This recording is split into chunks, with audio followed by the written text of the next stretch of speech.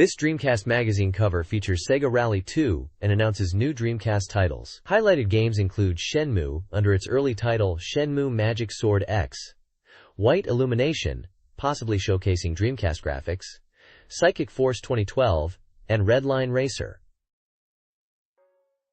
Sections within the magazine cover Power Stone, Pop Music Sound, and Real Sound Wind Regret. It advertises a Dreamcast version complete guide, listing titles like Sonic Adventure, Sengoku Turbo, and Kiku Seiki Evolution. The magazine also includes Sega Saturn content, specifically featuring Tokimeki Memorial Drama Series Volume 3, and potentially Furenzu Seishun no Kagayaki. This page shows a silhouette of a woman standing in a bright, ethereal, snowy scene with the text, "It is in the shining snow." It seems to be an atmospheric introductory page, potentially setting the tone for a section within the magazine. This page is an advertisement for the Dreamcast game Kita-e, To the North. The game is described as a travel communication adventure game and is produced by Hiroi Oji. It is the first Dreamcast title from Hudson. The text highlights the story revolves around a 2-week Hokkaido trip during summer vacation, encounters with strong-willed girls from the north, and culminates in a winter reunion in snow-covered Sapporo with White Illumination. It's advertised as a pure and innocent, yet emotional, youth love story set in real sightseeing spots. The game is slated for release in March and priced at 5,800 yen, excluding tax. The screenshots showcase in-game scenes with anime-style characters and environments. The bottom right corner features the Hudson logo and copyright information. This page is the contents for Dreamcast Magazine Volume 5 from February 1999. It lists articles about upcoming Dreamcast games such as the arcade hit Power Stone, Shenmue, Maken X, Sega Rally 2, and Marvel vs. Capcom Clash of Superheroes. New games being featured include Super Speed Racing, the party game Atsumare, Guru Guru Onsen.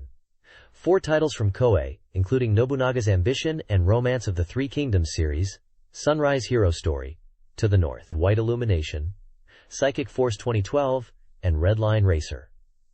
The page also mentions Dreamcast Hot Information and Sega Rally 2, Pop Sign Music, and Real Sound Regret of the Wind. The image on the right is of a Gundam-style robot. This page is the index for the magazine. Outlining the contents of this issue, it features both Dreamcast and Sega Saturn sections. Highlighted Dreamcast games include Sonic Adventure, Evolution, The World of Sacred Device, Sengoku Turbo, and Seventh Cross. There's also a mention of a Cybertroopers Virtual Allian Oratorio Tangram Seminar. Coming soon for Sega Saturn is Tokimeki Memorial Drama Series Volume 3, Tabidachi no Uta and Friends, Seishun no Kagayaki. The index lists game reviews alphabetically, including Psychic Force 2012, Romance of the Three Kingdoms 6, Sunrise Ayutan 2, Shenmue, Sega Rally 2, Power Stone, Sonic Adventure, Pen Pen Triicelon, Popsoin Music, Marvel vs. Capcom, Clash of Superheroes, Maken X, and Redline Racer. Regular magazine features listed are Weekly News Landmark, Dreamcast Software Review, Anime, Check It, and a weekly Dreamcast horoscope. This page is a Dreamcast Magazine weekly news page, advertising 2 games, Sega Rally 2 and Get Base. For Sega Rally 2, it highlights a network ranking event taking place from February 1st to March 1st. The event involves weekly and monthly rankings with prizes like special magnets and rare goods for top players. The game features 8 cars and 4 courses from the arcade version. Players need to use password in 10-year championship mode and enter it on the official website for registration. For Get Bass, the page announces its appearance at the 99 International Fishing Show in Tokyo and Osaka. The Dreamcast version and a dedicated fishing controller will be shown alongside the arcade version. The arcade version features a large 70-inch monitor for a dynamic fishing experience. Details for the Osaka show are provided, taking place at Intex Osaka from February 6th to 7th, with an entrance fee of 1,000 yen for adults and 500 yen for students. The page includes screenshots from both Sega Rally 2 and Get Bass, showcasing gameplay. News snippets include the announcement of the Neo Geo Pocket Color's release on March 19th, highlighting its 4,096 colors, 40-hour battery life, and Dreamcast connectivity. The Sega Kara Dream campaign offers a chance to win a Dreamcast by singing song number 55,555 in Sega Kara and sending a postcard entry by March 3rd. MailChimp, on the DC official homepage, Dreamcast, is running a contest for name suggestions for a group and characters within their content. The Gamers Tour Final Day and New Year Digichara Festival, organized by Broccoli on January 17 in Tokyo, attracted over 6,000 visitors and featured exhibits from game companies like SNK and Konami. Konami merchandise, such as Fukubukuro Lucky Bags and the Umitan no Bi figure, is also showcased. CRI is highlighting upcoming games Aero Dancing featuring Blue Impulse, March 6th, and Bakukyu Heat, April 1st.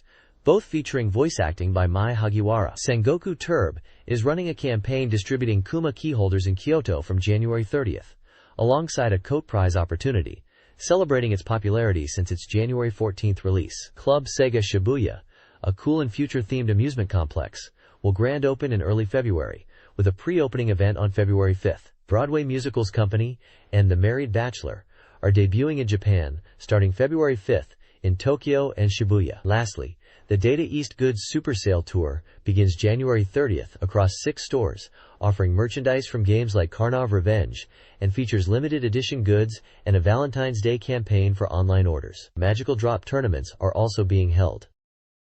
This page highlights a few interesting items, including the Wonder Festival 99 Winter, a large event for garage kits and models held in Tokyo during February of 1999. Also featured is the Falcom Classics Collection for Sega Saturn, a compilation containing 5 classic titles from Nihon Falcom. These are Dragon Slayer, Xanadu, YS, YS2, and YSIV, Mask of the Sun.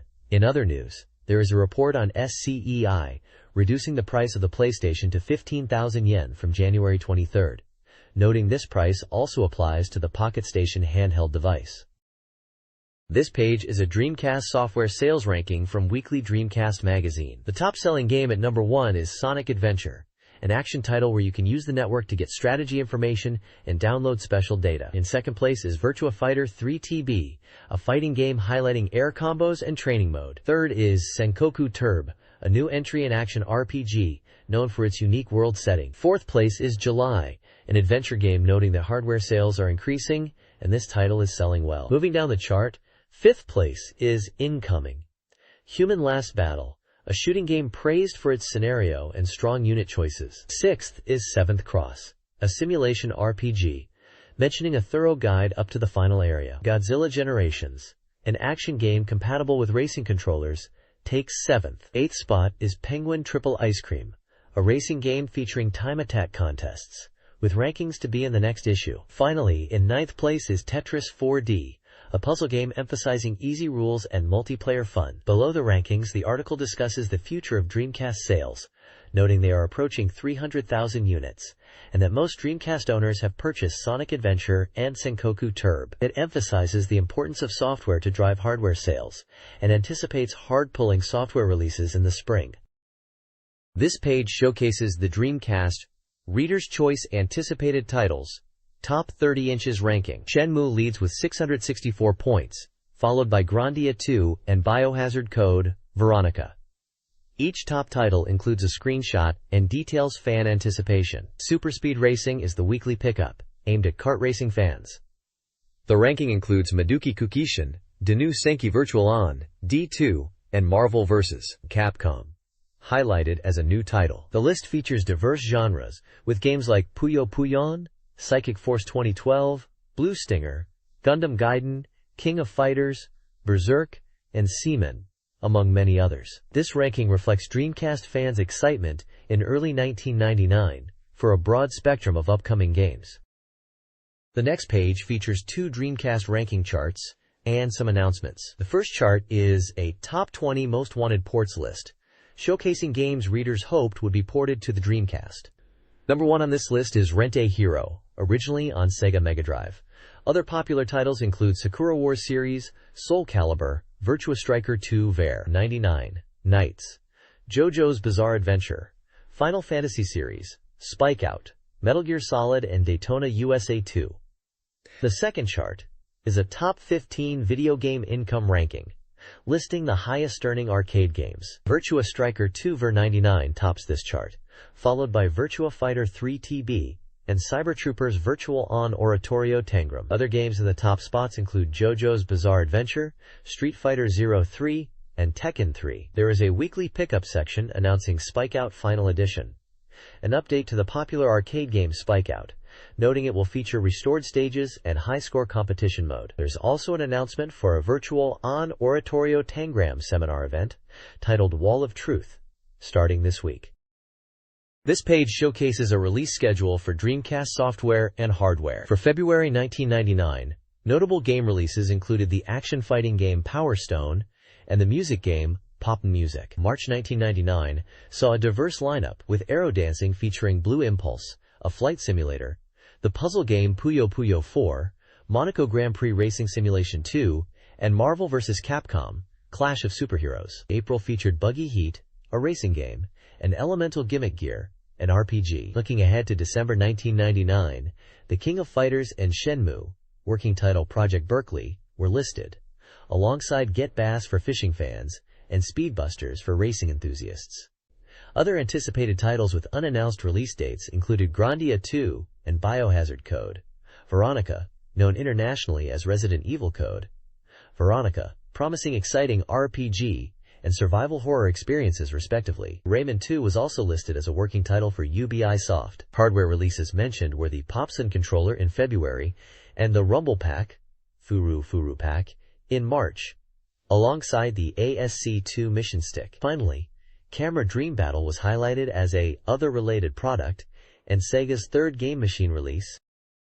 This page is a reader-voted Dreamcast game ranking. Sonic Adventure is at number 1, followed by Virtua Fighter 3 TB, and the new entry at number 3 is Senkoku Turb. Senkoku Turb is highlighted with a review focusing on its action RPG elements, world setting, and characters, mentioning its enjoyable gameplay loop of defeating enemies, leveling up, and getting items. The review also touches upon its detailed character designs, story, and simulation-like elements, suggesting it's a fun and engaging game despite some minor issues like possibly childish characters. Other games listed in the ranking include Pen Pen Tri-Isolon, 7th Cross Evolution, Incoming, Godzilla Generations, July, and Tetris 4D. The page also briefly mentions upcoming games like God Machine World Evolution and Sega 2, indicating future game releases are anticipated.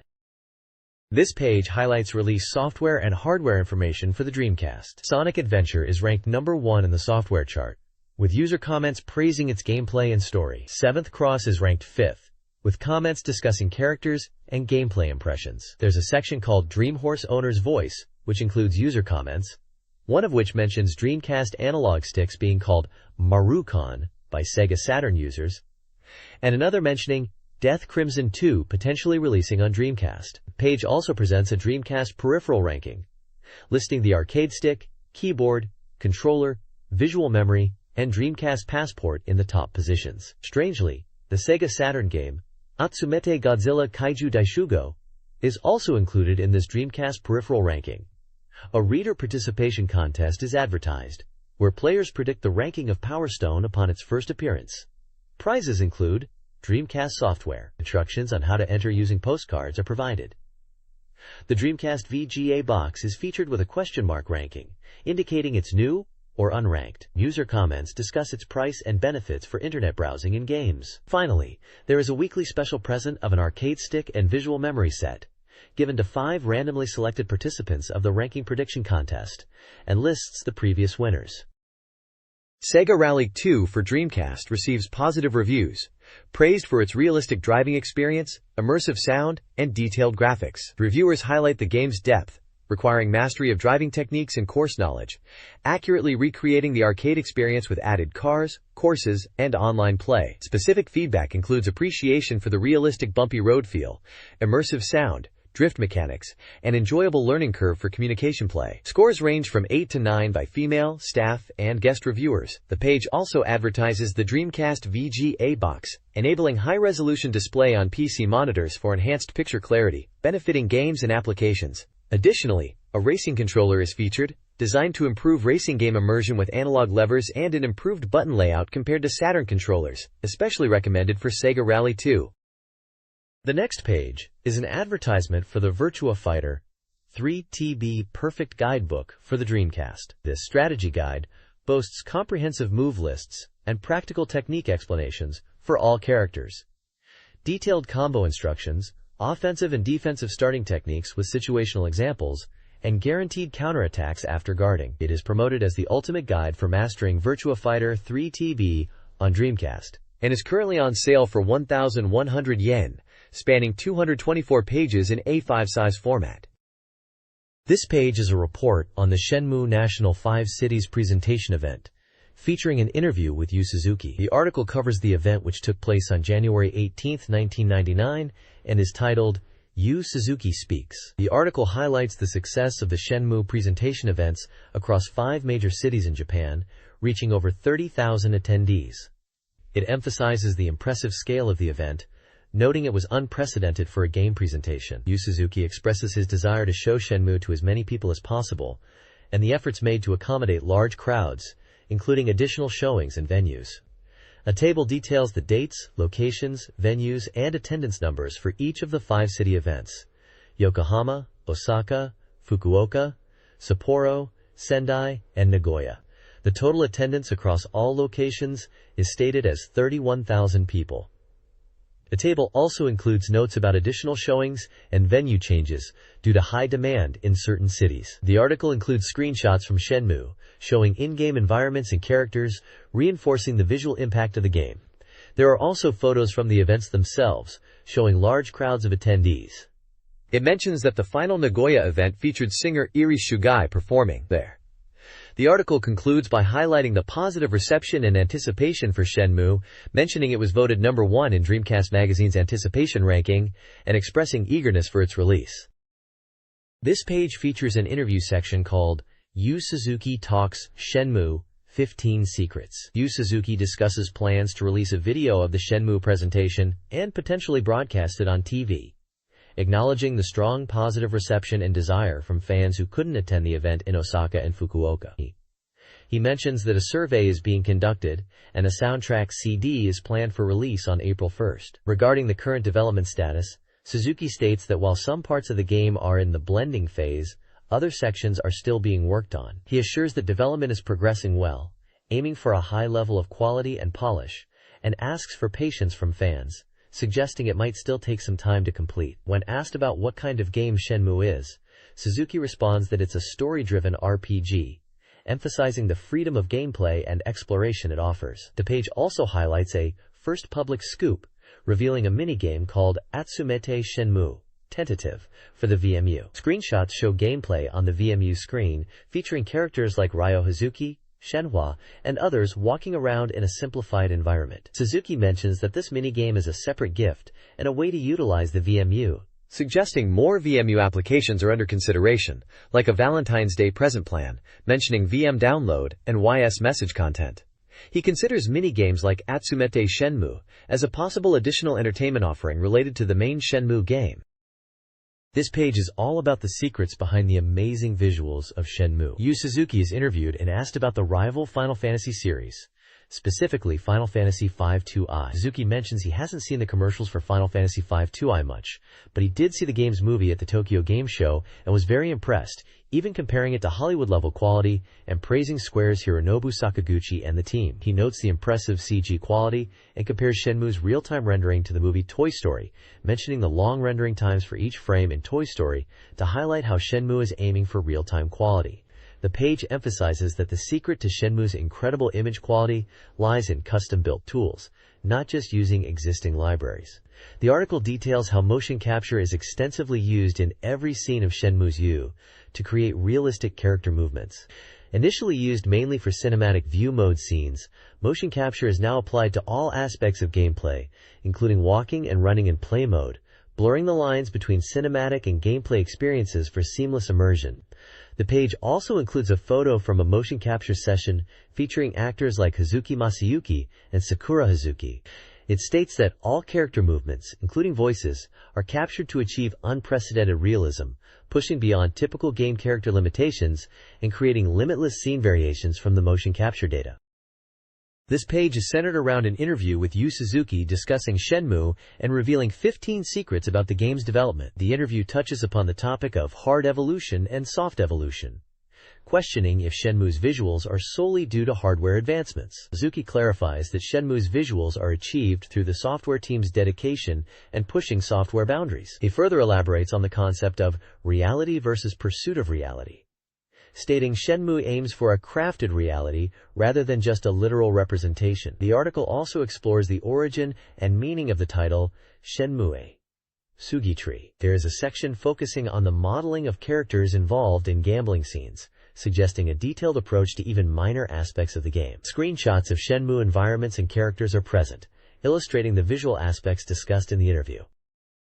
This page from Dreamcast Magazine focuses heavily on the upcoming Dreamcast title, Shenmue. The page highlights various aspects of the game through interview sections titled, Yu Suzuki Talk About Shenmue. One section discusses Shenmue's presence at the Tokyo Game Show, mentioning that a playable demo is planned for the March show, and hinting at a potential spring release. Another section delves into the game's design philosophy, emphasizing the balance between the vastness of the game world and its depth. Character motion and modeling are also discussed, with details about motion capture techniques.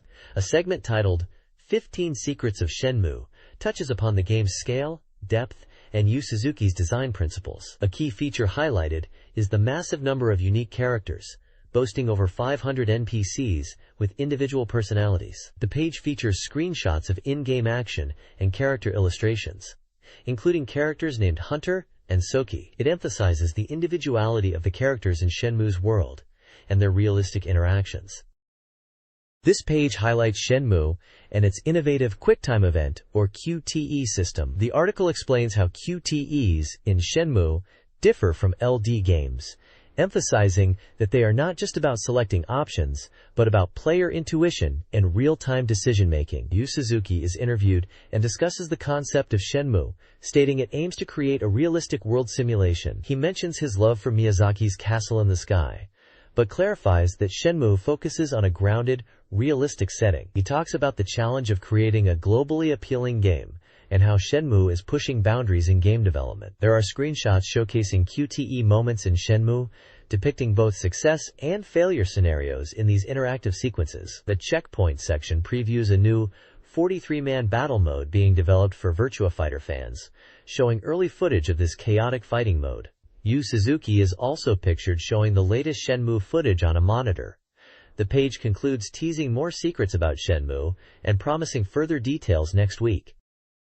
This page is a preview for the Dreamcast game Maken X, advertised as an anticipated title for the console in 1999. Developed by Atlas, known for the duo of Koji Okada and Kazuma Kaneko, this 3D adventure game is highlighted for its unique concept of the sword itself being the protagonist. The preview mentions the constructed game world, full 3D polygon graphics, and a unique system, emphasizing real-time battles, events, and story progression to create a realistic and immersive experience. The image features a character in a red outfit holding the sword, and the text asks, "For what purpose will you use the power of the demon sword?" Maken X was indeed released internationally. Maken 2X, also known internationally as Sword of the Berserk, Guts Rage, is an upcoming action game set in a near-future world dominated by a US-China duopoly after environmental disasters and terrorism. Secret global meetings address energy resources and military balance in this tense environment. The game revolves around Image, a psychic energy, and the magic sword, Maken 2, originally a medical device now weaponized to cut and manipulate Image. Key mechanics include Image, residing in the brain and connecting to an Image world. The magic sword enhances combat via brainjack, allowing players to steal opponents' image, body, and skills. The sword even adapts to enemy weapons. The development producer in 1999 highlighted Sword of the Berserk as a Dreamcast title alongside Shin Megami Tensei, expressing hope for player excitement and feedback for this novel game, emphasizing their commitment to quality. This page introduces the Dreamcast game Maken X. The game revolves around the concept of brainjack, where the demonic sword, the Maken, allows the player to inject into and control enemies. The story begins at a research institute, where the player encounters the Maken. The Maken doesn't fully control the protagonist, but fuses with their soul, leading to a journey to solve a mystery. The page highlights the main character, Sagami Kei, a high school girl, and her unusual encounter with the demonic sword, which leads to her becoming involved in battles. The Check section emphasizes that the character designs by Kaneko Kazuma are being recreated in 3D for the game, mentioning that the 3D models are still in development but showcase expressive hand and foot movements. With plans to animate the eyes and mouth, it praises the power of the Dreamcast to bring these 2D illustrations to life in 3D, retaining the original feel. This page is a follow-up report on Atlus's first Dreamcast title, Maken X. The article reveals the enemy organization is called the Sangokai, a criminal syndicate based in Hong Kong operating worldwide for financial gain. They are portrayed as a branch of the Seikinshi, influenced by yin-yang philosophy, but using it to justify their evil deeds. The Sangokai has branches globally and controls images, which are likely manipulated or transformed individuals. The page also highlights that enemies will attack using weapons. Screenshots depict flying mechanical enemies resembling insects or drones, suggesting a focus on aerial combat in certain sections. The character designs show a female character in a blue and black suit, and another in a red and black suit with a spiderweb pattern, wielding a large spiderweb pattern shield and grenades, indicating a variety of enemy types and combat styles. The text mentions that the player will likely encounter the Sangokai in the game, but the core story may extend beyond just fighting them. The story direction depends on the player's choices and judgments. This page highlights the smooth character animation in a Dreamcast game, running at 60 frames per second to enhance the realism of battles. It previews the game Maken X, showcasing its unique autofocus system, where the camera dynamically adjusts based on targeted enemies, allowing for strategic combat in a 3D space. The page details enemy attack patterns like thrusts and kicks, emphasizing the diverse combat encounters. The game's adventure is set across global locations like China, Russia, and Brazil, with a branching storyline influenced by player choices. Stage environments include indoor factory settings and outdoor mountainous regions. This page continues the coverage of Atlus's Dreamcast title, Maken X. The page highlights gameplay screenshots showcasing the protagonist in action with a staff weapon performing various moves.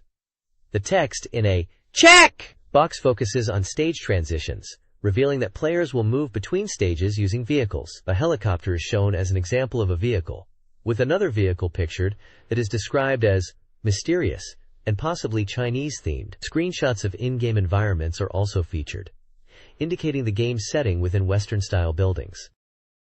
This page is an advertisement for the Dreamcast game Super Speed Racing. It highlights the game as the pinnacle of American motorsports coming to the Dreamcast. The game is announced as being released around the time of the Firestone Firehawk 500 event. The advertisement mentions features like support for 1 to 2 players and compatibility with racing controllers. It also lists a release date of March 25th and a price of 5,800 yen. The game is a racing title focused on the kart racing series. The next page introduces Super Speed Racing, or SSR, as it is abbreviated here, a new high-speed racing game for Dreamcast, based on the kart racing category, the peak of American motorsports. The screenshots emphasize intense, tail-to-nose battles at speeds exceeding 300 km per hour, highlighting the exciting and close racing action. The text explains this game is being released by Sega following the release of Sega Rally 2. It is mentioned that the game is aiming for realistic kart racing, with full polygon graphics and focusing on the thrill of speed and competitive battles, distinguishing itself from other racing games by prioritizing close racing encounters rather than just time attack modes like Sega Rally 2. The article expresses anticipation for the final product and its visual presentation. It seems this Super Speed Racing is the Japanese name for what was released internationally as Indy 500. This page is all about a Dreamcast racing game that perfectly recreates the world of kart racing, thanks to the full cooperation of CART, Championship Auto Racing Teams. The game emphasizes realistic racing scenes, highlighting intense battles at high speeds right up against the concrete walls, using tail-to-nose driving techniques. The engine sounds are a key feature, recorded directly from actual Team Le Mans kart race cars during the development of SSR. Players can experience the powerful engine sounds from Brian Herta's driving perspective. The page also clarifies the differences between kart and Formula One racing, under the heading, What's Kart?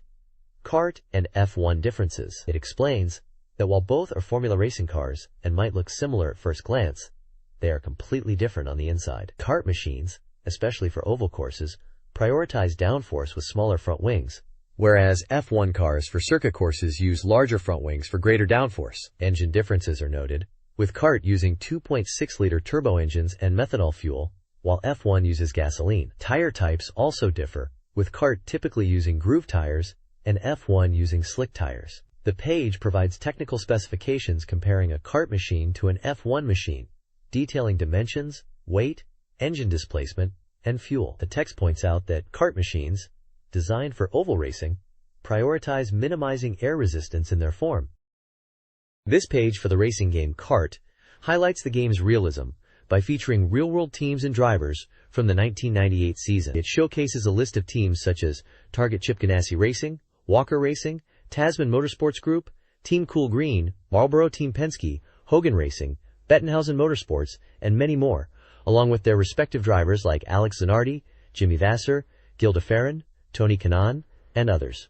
The page also details the 3 types of courses in the game: oval courses, typical of American motorsports, circuit courses, and street courses set in city environments. It explains that the appeal of kart lies in the high-speed battles on oval courses.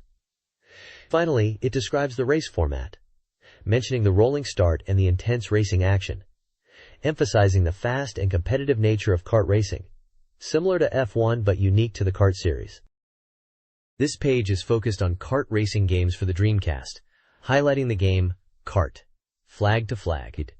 It proudly announces that the game perfectly recreates all 19 courses from the actual kart racing series. The page specifically showcases 2 courses. Long Beach, describing it as a 1.59-mile street course with tight corners and little runoff space, emphasizing the challenge of wall contact. The Milwaukee Mile is also featured, depicted as a 1.032-mile short oval track located in Wisconsin, USA, known for intense battles due to its simple layout and fast pace. The page also promotes the '99 FedEx Championship Series Round 2 Firestone Firehawk 500 event, which was the first official kart race in Japan, attracting a huge crowd of 55,000 fans. This event is scheduled for April 8th to 10th and promises high-speed racing exceeding 300 kilometers per hour, emphasizing the thrill and realism of kart racing, recommending experiencing it live rather than just watching on TV. This page is focused on kart superspeed racing, showcasing the thrill and excitement of the sport. It highlights 3 racetracks: Portland, Detroit, and Toronto, providing descriptions and track maps for each location. Portland is described as a popular road course of 1.967 miles, emphasizing its medium-speed technical layout and the importance of chicanes in races. Detroit, previously a Formula One American GP venue, is now used for kart races. This 2.361-mile street course is characterized by straight corners and challenging technical sections, though with some runoff areas, making it less punishing than a typical street course. It's mentioned that mastering laps without mistakes is key to victory on this long track. Toronto in Canada is a 1.721-mile road course with narrow width and technical layout, described as a typical road course. There is also ticket information listed for an event with various ticket types and prices for different seating areas, A to F, including grandstand levels and turns like Panasonic Turn and Cool Turn. Finally, there's a Playback 1998 section recalling the excitement of Japanese fans for the first kart official game. It mentions successful racers like A. Zanardi and highlights that in 1998, a Japanese driver, Nandis, also achieved victory, creating significant excitement. It emphasizes the enthusiastic response to kart in Japan, with large crowds and passionate fan support. The pitwork is described as open and accessible, typical of American motorsports. The cars are noted as being slim compared to Formula One cars.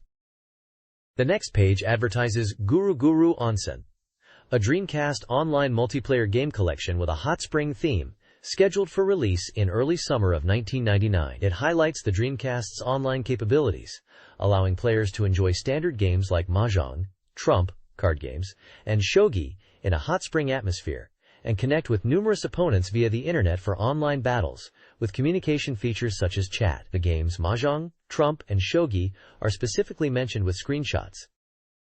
This page is about the online communication features of the game Guru Guru Onsen. It introduces the concept of communicating and playing games online with others in Guru Guru Onsen, which is described as a collection of games designed for multiple players to enjoy online. The page highlights the game's features such as avatar creation, allowing players to create their own faces to represent themselves online since face-to-face communication isn't possible online. It also mentions a profile exchange feature, where players can create name cards to introduce themselves to others, much like exchanging business cards in real life, to help build online relationships. The game includes familiar games that everyone knows, like shogi, mahjong, and card games, making it accessible to a wide audience, from adults to children. The page details the online system, showing Game Room 1, Game Room 2, and Game Room 3 as areas within the game where players can gather and play. Screenshots show examples of gameplay within these rooms, including card games in Game Room 1, mahjong in Game Room 2, and shogi in Game Room 3. User avatars are displayed with names like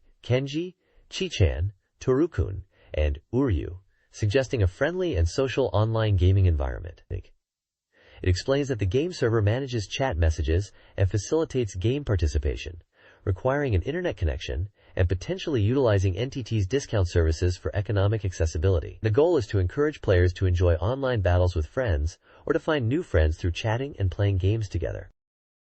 This page highlights online multiplayer games for Dreamcast, focusing on traditional Japanese games and card games. Shogi, mahjong, and trump games are featured as playable online.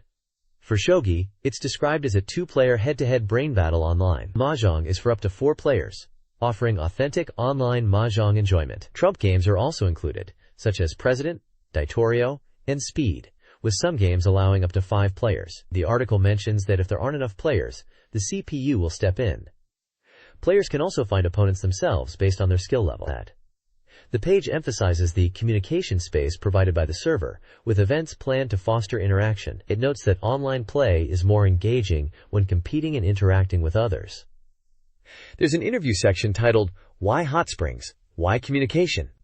Developer interview. The producer, Takashi Ukaji, and director, Toru Ohara, explain the hot spring theme is about creating a relaxing and communal atmosphere, like visiting a hot spring with family and friends. They wanted to recreate that feeling of casual communication and fun. They also discuss character customization as a means to enhance communication, allowing players to express themselves through their avatars, acting as a visual symbol of the player within the online space.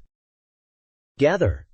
Guru Guru Hot Springs on Dreamcast offers online play for classic card games. It features 4 main games: the strategic Napoleon with parent and vice minister roles, the simple yet engaging Sevens Ranks, the popular ranking game Daifugo, Rich Man Poor Man, and various solitaire types, including Freecell. Online features enhance gameplay by eliminating physical cards and allowing multiplayer via multiple controllers and VM's LCD screen. The platform emphasizes social interaction with avatars, online chat, and a welcoming hot springs theme. Planned features include tournaments and ranking systems, aiming to create a fun, social online space for card game enthusiasts.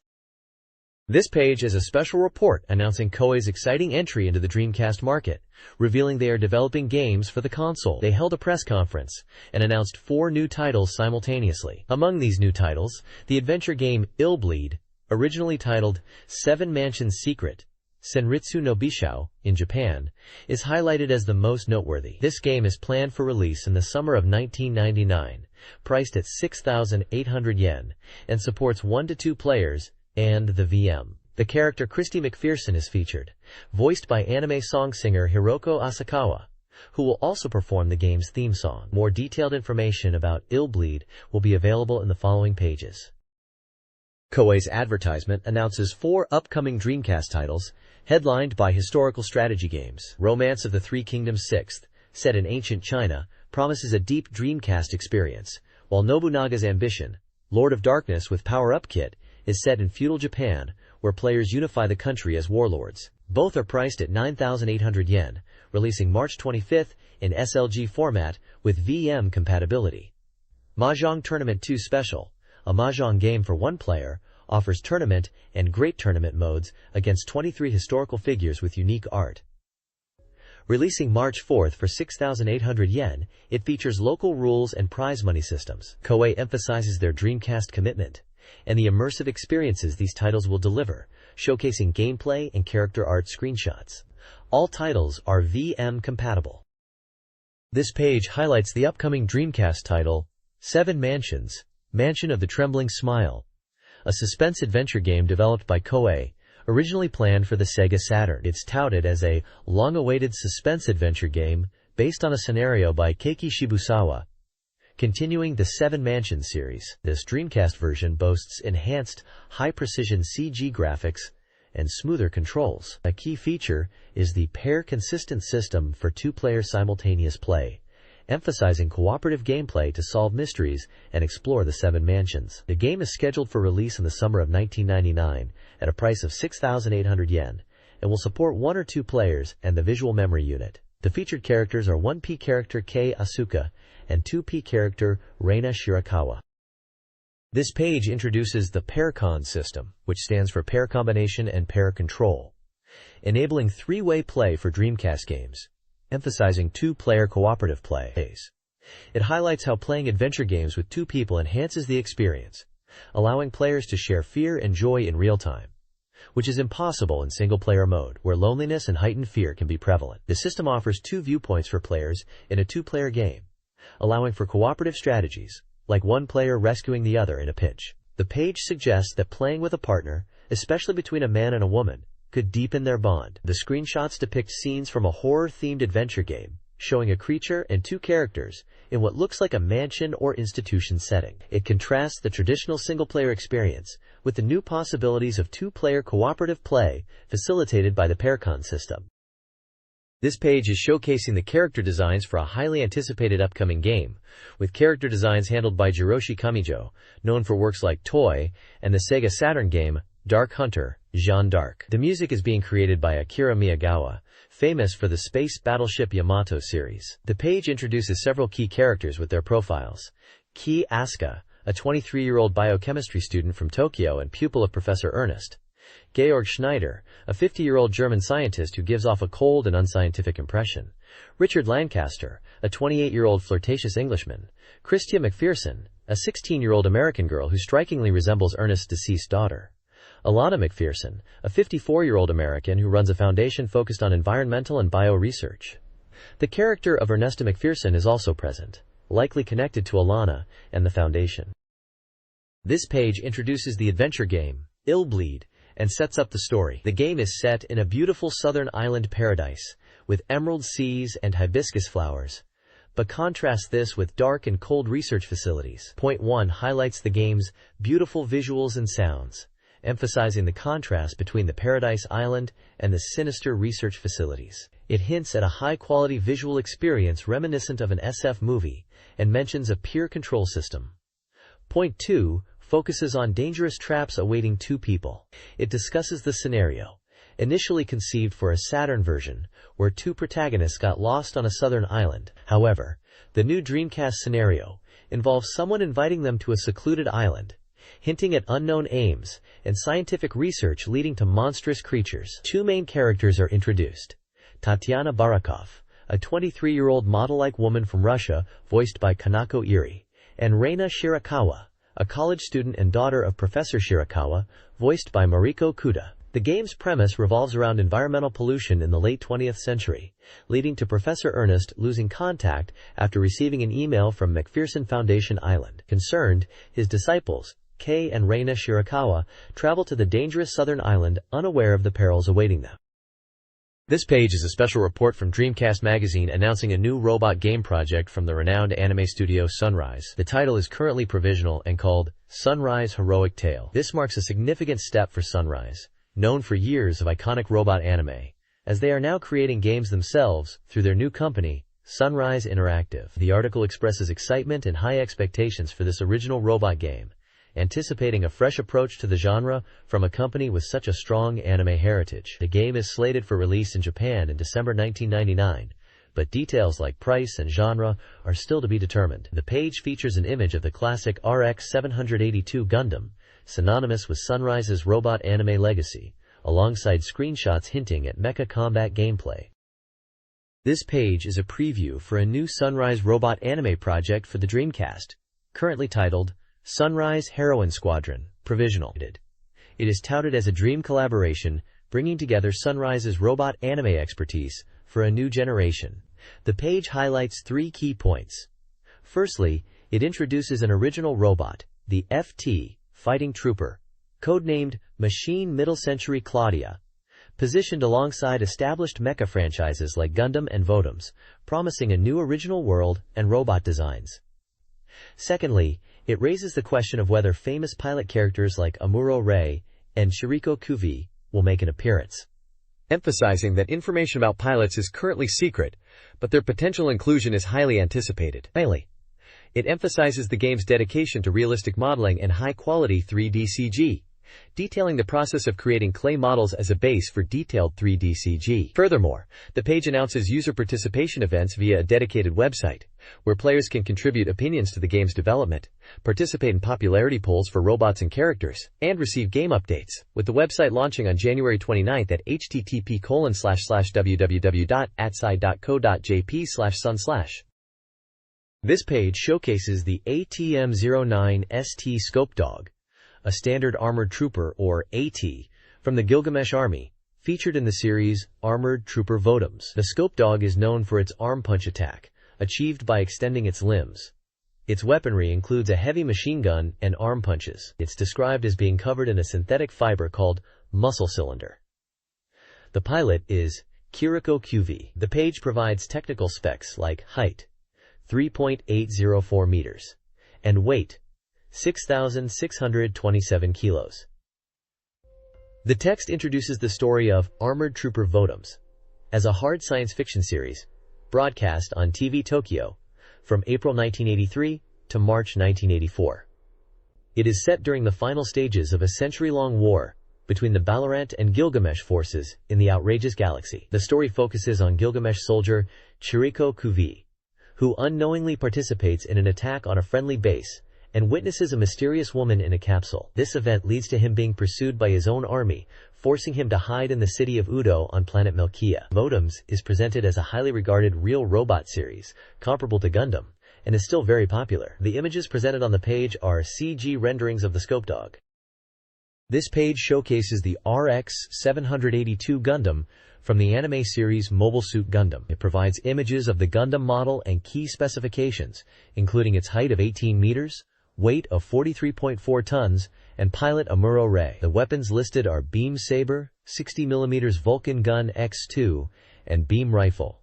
The page also features a work introduction section that briefly summarizes the story of the original Mobile Suit Gundam anime, set in the year 0079, describing the conflict between the Earth Federation and the Principality of Zeon, and how civilian teenager Amuro Ray came to pilot the Gundam. It positions Gundam as a significant anime work that represents Japan. The title, Sunrise Hero Biography, Provisional, suggests this is part of a series highlighting iconic mecha from Sunrise anime. This page is an interview with Nobuyuki Tsukada, Executive Officer and Planning Department Manager at Sunrise Interactive. The article discusses the creation of Sunrise Interactive as a new company focused on developing original content for new media, specifically games, and mentions that Sunrise has traditionally been focused on television animation. Tsukada explains that their first Dreamcast game is being developed in collaboration with Atelier Ye, a company known for making garage kits based on Sunrise works. The game is envisioned to be a robot action game, aiming for a realistic art style rather than super deformed, SD. And, while it will feature robots reminiscent of Gundam and Votoms, it will also incorporate original units. The goal is to create a balanced game that is fun to play, and not just a simple movie experience. The What is that company? Sunrise section provides a brief overview of the history of Sunrise, highlighting their animation works like Invincible Superman Zambot 3, Mobile Suit Gundam, and Armored Trooper VOTOMS. Atelier Sai, led by Maeda Yoshikazu, is developing Sunrise Heroes Story, a new game that ambitiously blends elements from various Sunrise anime like Gundam and Votoms with original robots. Facing the challenge of creating anime-style graphics on Dreamcast, they opted for 3D polygons, prioritizing visual appeal while retaining the anime feel. A core focus is harmonizing different anime universes and identities, alongside crafting original characters and narratives within this combined world. The team aims to reach a broad audience with a truly original Sunrise-like experience, building a new worldview using both established and novel elements. While the genre, simulation, RPG, or action, is still under consideration, Atelier Sai is dedicated to maximizing the game's content. Atelier Sai, founded by Maeda, who has experience in modeling, game production, and hobby magazines, previously released Hoshi no Gakuen Monogatari.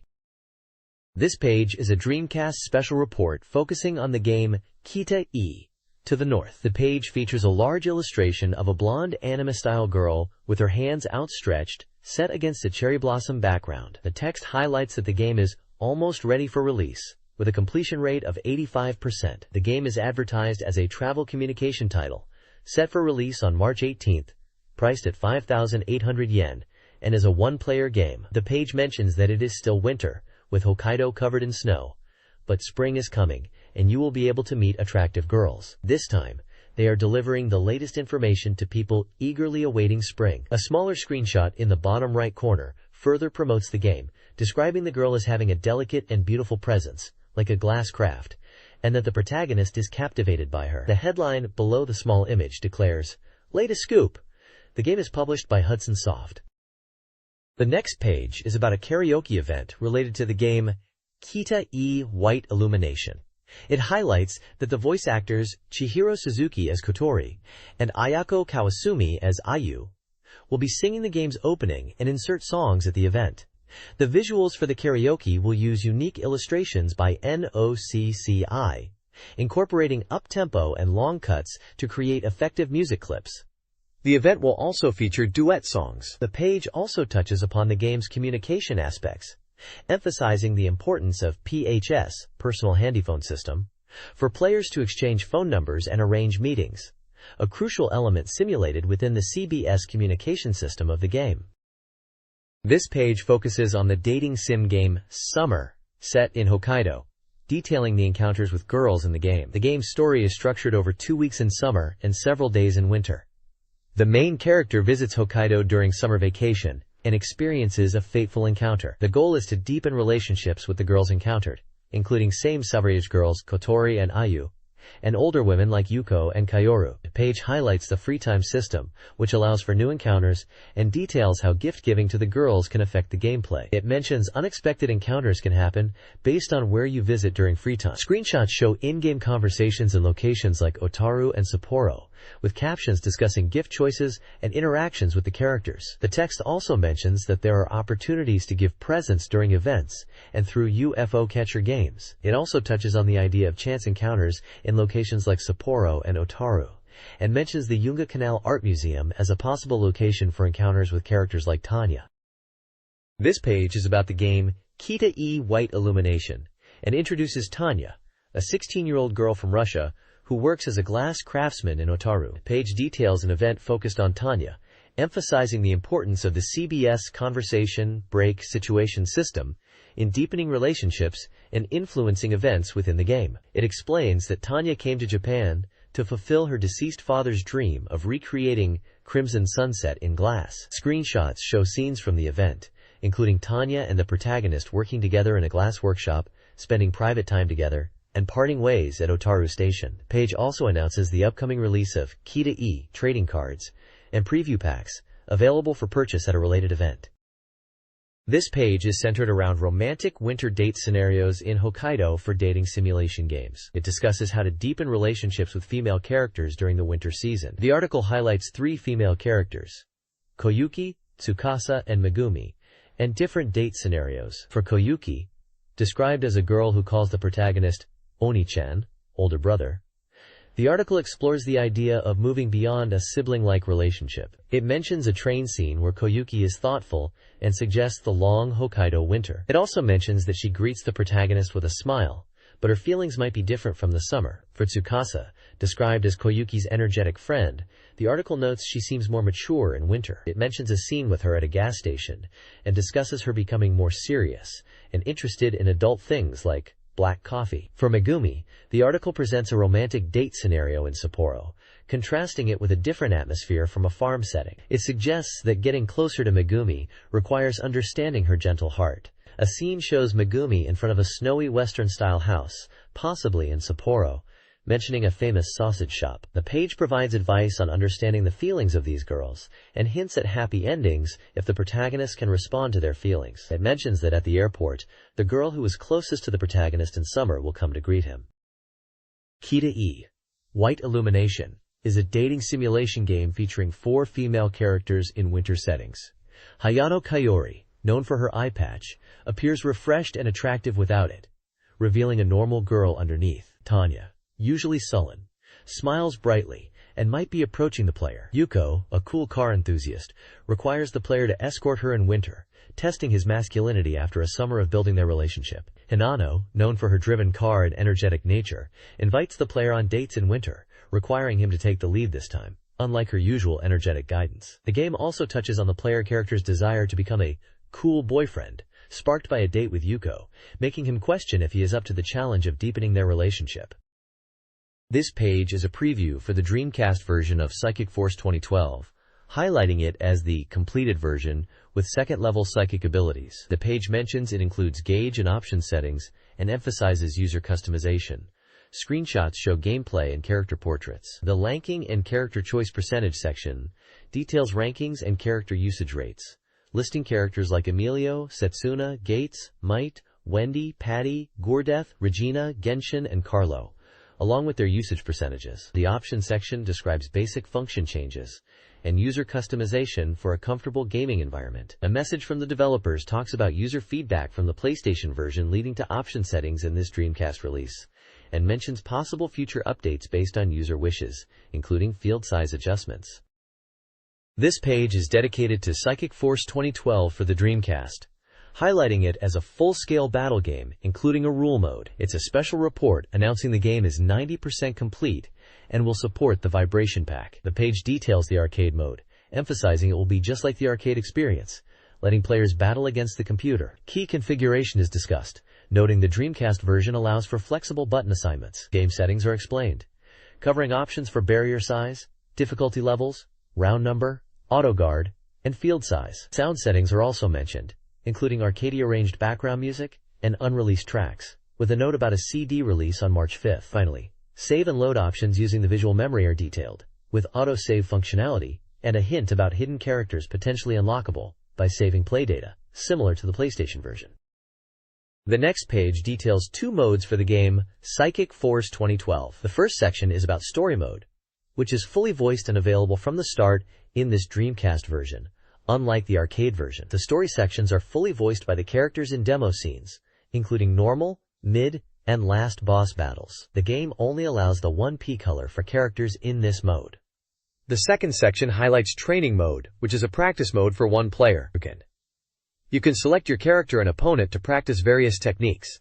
In this mode, you can adjust settings like spincy gauge and attack power before training. The player's character's life does not decrease when taking damage, and neither character dies. Opponents automatically barrier guard after receiving attacks. Beginner mode is also available. Input commands are displayed on the right of the screen, and opponent settings can be adjusted, such as whether they move, quick dash, or perform combos. The opponent AI types include Fighter type for combo practice, Shooter type for long-range shooting practice, and Mix type, combining both. But the page also has sections titled At Times Like This, suggesting scenarios for training, like practicing command inputs by turning on button display, and combo practice, where opponents use barriers and players can learn to break through them. This page highlights features of Psychic Force 2012. It details several game modes, including VS Human mode, which allows saving battle results, versus Calm mode, described as Sudden Death Calm Battle, which is for training and practice against the computer, and Watch mode, which allows players to learn by observing battles from different camera angles, offering options to change the view or keep it fixed. The Common System section describes game mechanics like stage select, allowing players to choose stages with different backgrounds during character selection in both arcade and story modes. It also details the handicap feature, which lets players adjust attack power to create varied gameplay experiences, either making damage higher or lower for different round durations. There's a developer comment explaining that stage select and handicap are standard features, but as a Dreamcast original element, the game offers 9 default stages and the ability to select more. Screenshots show the character select screen, in-game action with characters fighting, and menu options. Stage backgrounds displayed include sunset, factory, lava, highway, sky, neon city, building district, and coliseum. The page also details the handicap settings, showing how each star level affects attack power from 0.5x to 1.5x normal damage. This page focuses on Redline Racer for Dreamcast, showcasing high-speed monster bike racing exceeding 300 kilometers per hour. The article highlights the beautiful graphics and introduces new game systems. It details simple controls using accelerator and brake buttons, plus directional keys. Turbo is available via a button for temporary boosts. Game modes include tournament and single race, where you race on 16 courses to become champion in tournament mode. Courses cleared in tournament mode are available in single race time attack. The 2P versus race mode features split-screen action for human versus human racing, with 14 computer-controlled bikes alongside human players, totaling 15 rivals in each race. The game, published by Imagineer and developed by Criterion Software, is announced as a spring release for 5,800 yen. This page reveals gameplay footage of the Dreamcast version of the anticipated bike racing game, Redline Racer, the second installment in the series. The focus is on the high quality of the game graphics, highlighting the beautiful race scenes achievable on the Dreamcast. The article praises the visual quality, stating it's almost like a dream, and showcases multiple stunning racing environments. It emphasizes the developer's dedication and original modeling tools used to create the game, promising an immersive and fast-paced racing experience that players will find unprecedented. The text also teases more new information to be revealed on the following page. Screenshots demonstrate the in-game graphics and HUD elements. This page is about new information for a Dreamcast racing game, focusing on the initial courses and teams available. It introduces 3 selectable courses at the start of the game. To unlock more, players need to win the tournament mode. 8 teams are available for players to join, including Team Liag, Latal Racing, Impala Racing, Entech, McQueen, Takawayama Corp., Redline Racing, and Jorgen. The page highlights the Narrow Valley course, describing it as a wide course inspired by the American Grand Canyon, perfect for high-speed driving, and recommending the Tiger Shark machine for this track. Screenshots show in-game racing action on this canyon course, emphasizing the sense of speed and wide roads. The course map indicates a winding layout through the canyon environment. This page introduces 2 courses from the game Redline Racer. The first course is called Beachside Course, described as requiring detailed machine control. It is set by the coast with sandy beaches, making tires lose grip easily. The course is said to have the most intense elevation changes among the 3 courses introduced in the magazine, and depending on the racing line, there are jumps. Landing badly can lead to crashes, so careful line selection is necessary. The recommended machine for this course is the Avanti, noted for its balanced stats, especially its high-speed performance, which is suitable for the sandy surfaces. The course features wave-hitting beaches and simple tunnels, making it an enjoyable course with varied scenery. The second course is the Street Course, described as a technical course with few straightaways. This course is set in a streetscape, with houses visible here and there, resembling public roads. Similar to a mountain pass, it's mostly a 2-lane course, but the road width is somewhat narrow. Stone walls line the course sides, leaving little room for error. Corners are continuous, requiring precise line control, making it a technical course. The recommended machine is the Firestar, suitable for corner-heavy courses due to its emphasis on handling. This course features beautiful sunset scenery illuminating the town at dusk. Its narrow roads make overtaking rivals quite challenging.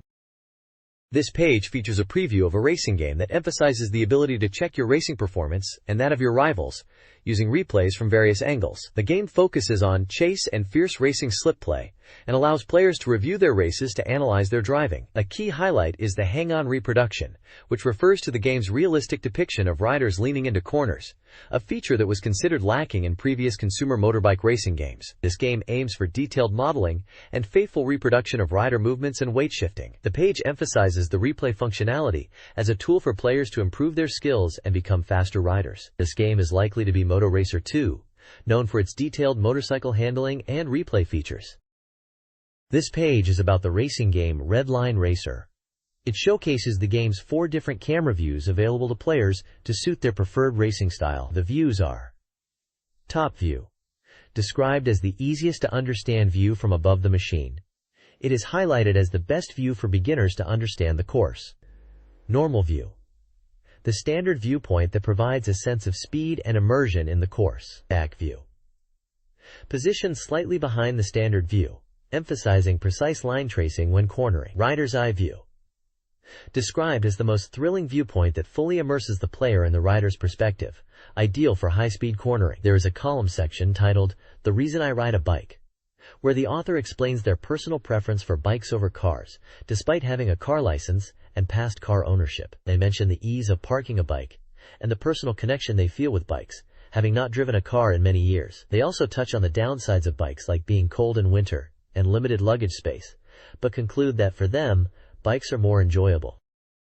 The next page is a vibrant advertisement for the fighting game Power Stone. The page is dominated by artwork of several characters engaging in combat, set against a backdrop of a world map and featuring a red biplane in the sky. The text highlights that the game is a 100% complete fighting action game for the Capcom Fighting VM system, supporting 1 to 2 players and suitable for all ages.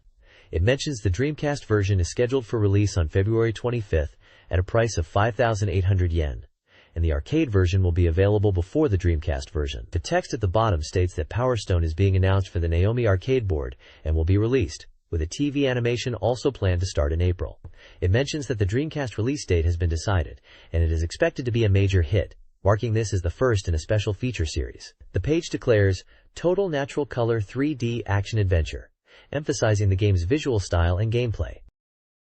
This page is all about the upcoming release of the Dreamcast version of the arcade hit Power Stone. It's exciting news because Power Stone is a fantastic and chaotic 3D fighting game where you can use weapons and items scattered around the environment. The arcade version, running on Naomi hardware, is already out and generating buzz, and the Dreamcast port is scheduled for release on February 25th. The page highlights the game's fast-paced action, with screenshots showing characters fighting in destructible environments. There's also a fantastic announcement that Power Stone is getting a TV anime adaptation starting in April, produced by Studio Pierrot, with music by Avex. It mentions this anime will be based on the game's world but will follow its own unique storyline, so it's not just a simple game adaptation. The page also mentions the Dreamcast version will capture the arcade experience perfectly. This page is about the Dreamcast version of Power Stone, highlighting what you can expect from the home console port. It details 3 main modes. Arcade mode, which is the standard single-player experience where you pick a character and fight through opponents, with up to 8 players possible. VS mode is for 2-player battles, with character selection screens shown. A key feature of the Dreamcast version is the Power Stone collection, which seems to unlock extras as you clear the arcade mode. A new item called Yoibo is introduced as a Dreamcast original item. There's also a visual memory game called Foker's Sky Adventure, where you control Foker's airplane to avoid obstacles and collect coins, aiming to fly the furthest distance and collect the most coins, controllable with the A and B buttons. Screenshots show in-game action and the pixel art style visual memory game. This page is about the Dreamcast game Power Stone. It highlights the game's controls, which have been expanded from the arcade version to include simultaneous button presses. The controls use the analog stick or D-pad for movement. The X button is punch, Y button is kick, A button is jump, B button is punch and kick, L button is punch and jump, and R button is kick and jump. The page focuses on the importance of the punch plus kick, P plus K, simultaneous button press in the game. It explains that while basic attacks use punch, P, and kick, K, the P plus K combination is key to many actions. Webhaku. The page lists 7 examples of what P plus K can do. Throw opponents, pick up and hold nearby objects, grab onto poles and ceilings, pick up and throw items, perform special attacks using items or walls/poles, perform triangle jumps, and jump attacks from jumps. The checkpoint section emphasizes mastering the P plus K move, stating it's central to the game and allows for a variety of actions. The Power Stone section explains that Power Stones appear during the match and are crucial for victory. Collecting Power Stones allows players to transform and unleash powerful special moves like Power Drive, which has strong instant kill techniques, and Power Fusion, which delivers a powerful super move but leaves the player vulnerable afterwards. The screenshots show in-game action, with characters fighting and collecting Power Stones. This page focuses on the game Edward Fokker, presenting it as a hot-blooded adventurer. It describes Edward Fokker as a character from a distinguished Fokker family, a boxer turned public servant. The page highlights him as a protagonist, embodying the ideal hero, quick, strong, and cool. The character stats are provided. Age 21, male, height 180 centimeters, weight 72 kilograms, stage, London. The page details several of Edward Fokker's special moves, including Power Missile, a missile attack from the arm, described as powerful but slow, making it easier to evade at a distance. Power Drive, an uppercut with fire, identified as a variant of the Fokker Dragon Fist, effective in close combat. Power Hurricane, an upper direction kick that inflicts fire damage. Power Explosion, missiles are fired from the entire body, described as numerous and faster than power missiles, making evasion difficult. Power Fusion, rocket propulsion from the back to quickly approach and attack the opponent, allowing for continuous hits and even hitting opponents as they rise. Power Rocket, presumably another rocket-based move. A message from Capcom section emphasizes the game's classic hero protagonist, the color of justice, and aligns it with a British-style adventure drama. The screenshots show in-game action, showcasing Edward Fokker in combat and demonstrating some of the moves described. This page introduces Ayame, a character from the game Power Stone. She's described as an incredibly fast pink ninja who dances elegantly. Ayame is 16 years old, female, 158 centimeters tall, 42 kilograms, and her stage is Oedo. She is known as a cheerful entertainer, but is secretly from a ninja family, traveling to find the Power Stone using a picture map. Her main weapons are her agility and movement, allowing for fast actions and double jumps. Quote, the page details some of Ayame's moves. Flower Hand Shuriken is a move where she throws a giant shuriken in a 3-hit combo, pushing opponents to the edge of the screen. 100 Flower Rebellion is a move where she throws countless shurikens at once to overwhelm the opponent. Sakura Flower Hiding is a power drive move, where she uses cherry blossom petals to disappear and reappear above the opponent to strike from above. Finally, Sakura Flower Dance is her power fusion move, where she transforms into a pink bullet to strike the opponent at high speed, followed by a flurry of blows and a kunai throw as a finisher. The message from section mentions that, initially, the idea of her being from a regular entertainer family was considered, but the ninja setting was ultimately deemed more interesting and fitting for the game. The page also includes screenshots showing Ayame in action during gameplay. This page introduces the Dreamcast game Power Stone, known in Japan as Giki Totsu no Gin Ryu, showcasing the character Wang Tang.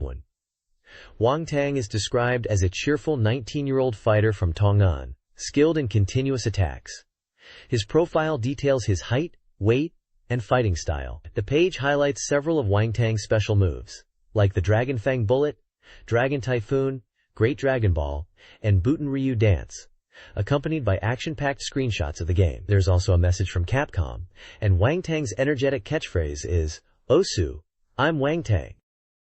This page is dedicated to the character Gunrock from Power Stone, a powerful and kind-hearted heavy warrior. Gunrock is described as a former miner from the Dorn Volta mine, standing at 201 centimeters tall and weighing 111 kilograms. The page details some of Gunrock's moves. Gunrock involves picking up a giant rock and throwing it, making it difficult to avoid due to its size and speed. Rock the Crash is a power drive move where Gunrock slams the ground, causing tremors that stun opponents, guaranteeing a critical hit if it connects. Rock and Roll is a rolling attack where Gunrock grows to 1.3 times his size and rolls towards the opponent, controlled by the lever with jumping possible. Earthquake is a power fusion move where Gunrock jumps and creates an earthquake, causing rocks to fall around him, requiring strategic placement due to its limited area of effect. There's a message from Capcom stating that they designed characters who look strong and cool, wanting to create someone like an uncle character, but they ended up with a standing sumo wrestler, questioning if this was what they aimed for, and comparing him to something like a hammer. The character in the bottom right with the speech bubble saying, "All of them are weaklings," is another character likely from Power Stone, commenting on the other fighter's strength in a boastful manner. This page introduces the character Jack from the Dreamcast game Cannon Spike. Gunspike in Japan. Jack is described as a disturbing murderer from London, known for his bizarre movements and 2 knives. He's presented as a weaponized human, with blades emerging from his entire body. His stats are listed: height 190 centimeters, weight 61 kilograms, and his stage is Manche. The page details some of Jack's moves, including Rolling Slash, described as a rotating saw-like attack, Round Slash for wide-range attacks, Killer Dance where he spins with magical array, and Missile Rain, involving jumping and firing light blades. A message from the developers mentions that Jack was designed with an emphasis on visual impact, showcasing his knife attacks and quick movements. The development team considered him a unique character created in about 3 seconds, leaving it to the players to judge if they are satisfied with the result. The next page showcases Power Stone and introduces the character Galuda. Galuda is described as a 28-year-old male, 190 centimeters tall, and weighing 98 kilograms, whose stage is Dullstown. He is a proud man with a body of steel, who saved his village from a contagious disease and is on a journey of revenge against the one-armed man who brought the disease. His fighting style emphasizes powerful throws and grabs, and he can transform into a totem pole. The page details 3 of Galuda's special moves. Thunderlight. Galuda shoots 3 arrows of light simultaneously at the opponent. It's described as a valuable technique against fast opponents who try to escape. Power Drive. Galuda creates wings of light from his back and performs a crosshop, changing trajectory mid-jump to dive onto the opponent. Power Fusion. Galuda performs a crosshop to send the opponent flying off-screen, then grabs them and slams them back to the ground. This is described as his most powerful and exhilarating technique in the game. The message section mentions that the game images are from the adventure mode, and that there may be issues with the colors in the game. It also describes Galuda as a sincere and righteous Indian-style character. This page is dedicated to the Burning Witch Rouge character from the fighting game Plasma Sword, Nightmare of Bilstein, known internationally as Plasma Sword. The page details Rouge's profile, stating her age is 23, sex is female, height is 168 centimeters, weight is 48 kilograms, and stage is Madad.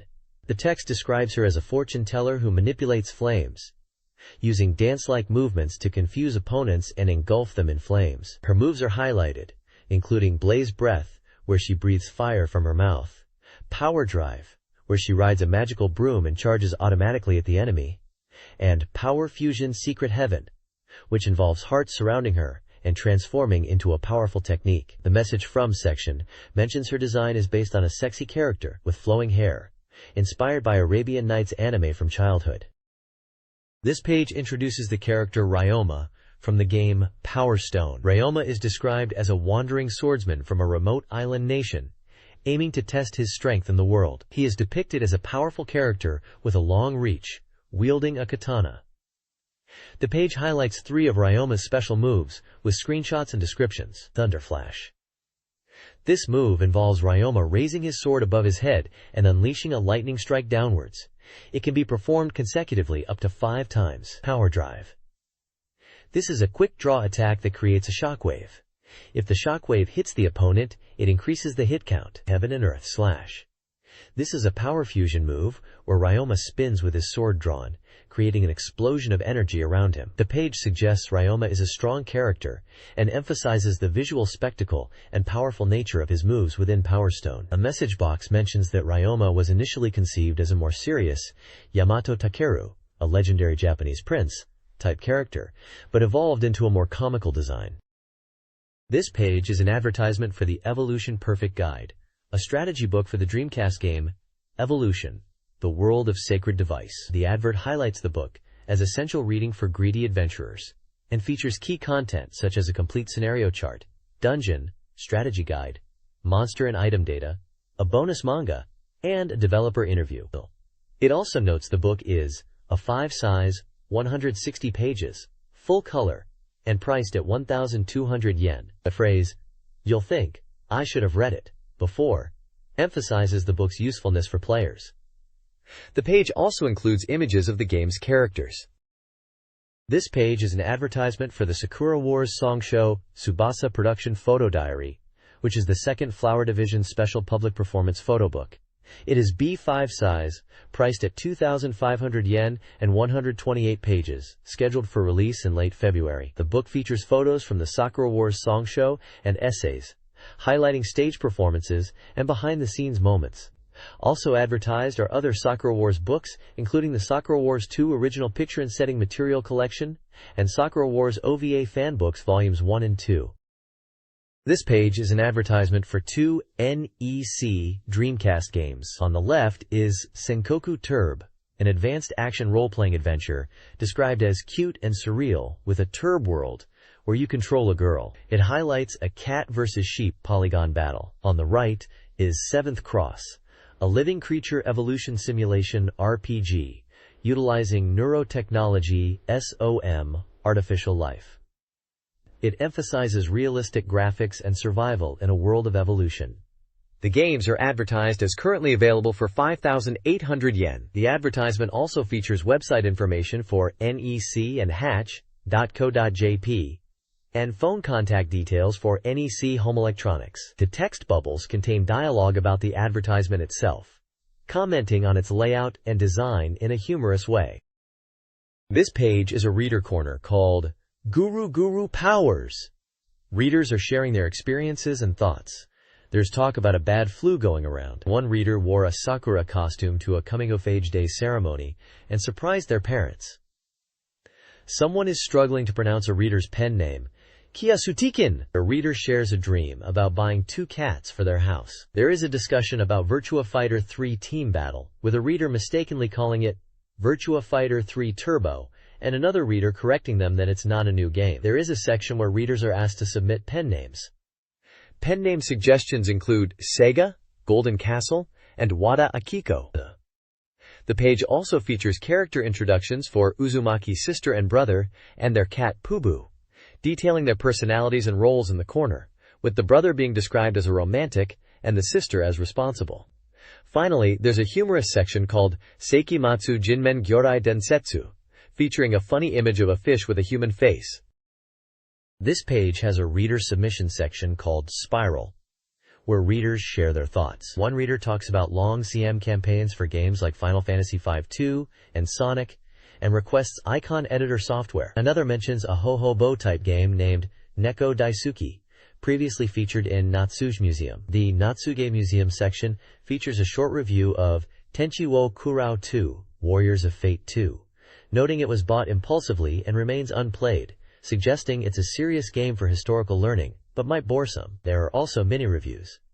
Robopit is described as enjoyable, allowing creation of cute or evil robots, with a training mode to improve skills for fights, and praised for being affordable. Super Absolute Person Baraboman, Chozetsujin Baraboman, is reviewed by a fan who loved Namco's games in middle school, highlighting the action gameplay where button mashing extends limbs to defeat enemies, despite the protagonist being a 30-year-old salaryman with puns. In the Goemon series section, a reader expresses love for the Goemon series from the FC era, appreciating the simple gameplay and comedic duo. The Illustration Garden showcases reader-submitted artwork themed around Shenmue, which is currently being featured, and includes artwork for God Machine World Evolution. The Features section discusses the God Machine World Evolution feature, expressing delight at the high volume of submissions received. This page is the Gulguru Comics section of Dreamcast Magazine, showcasing user-submitted 4-panel comics. The top left section discusses the game Chojin Heberosman, also known as Super Big Brother Paraboman, mentioning its PC Engine origins and lack of PlayStation port, expressing hope for a Dreamcast release as Super Big Brother Paraboman. The top middle section announces the Winter Cold Joke Postcard Grand Prix. The page features various 4-panel comics from different prefectures. Hiroshima Prefecture's Maukan-san and 30 Yen comics are jokes related to gaming. Saitama Prefecture's Mizuno Ayako comic references the Mystery Dungeon series. Omori Prefecture's comic is about game glitches and exorcism. Hiroshima Prefecture's Maruchio comic is about the game Evolution. Iwate Prefecture's Key comic presents a puppet-style Magboy. Kumamoto Prefecture's Fuka Hakuto comic focuses on punch and knockouts. Kanagawa Prefecture's Ito comic uses a linear and refreshing style. Gunma Prefecture's Sonohi and Tokyo's Yamoto comics depict airplane adventures related to gaming. Miyagi Prefecture's Kanmaru comic also seems to feature characters from Evolution. Finally, Hokkaido's Nakamura Ichiya comic is about a character with a beard, and potentially also related to Evolution. The overall theme is humorous user-generated comics centered around gaming and Dreamcast-related topics.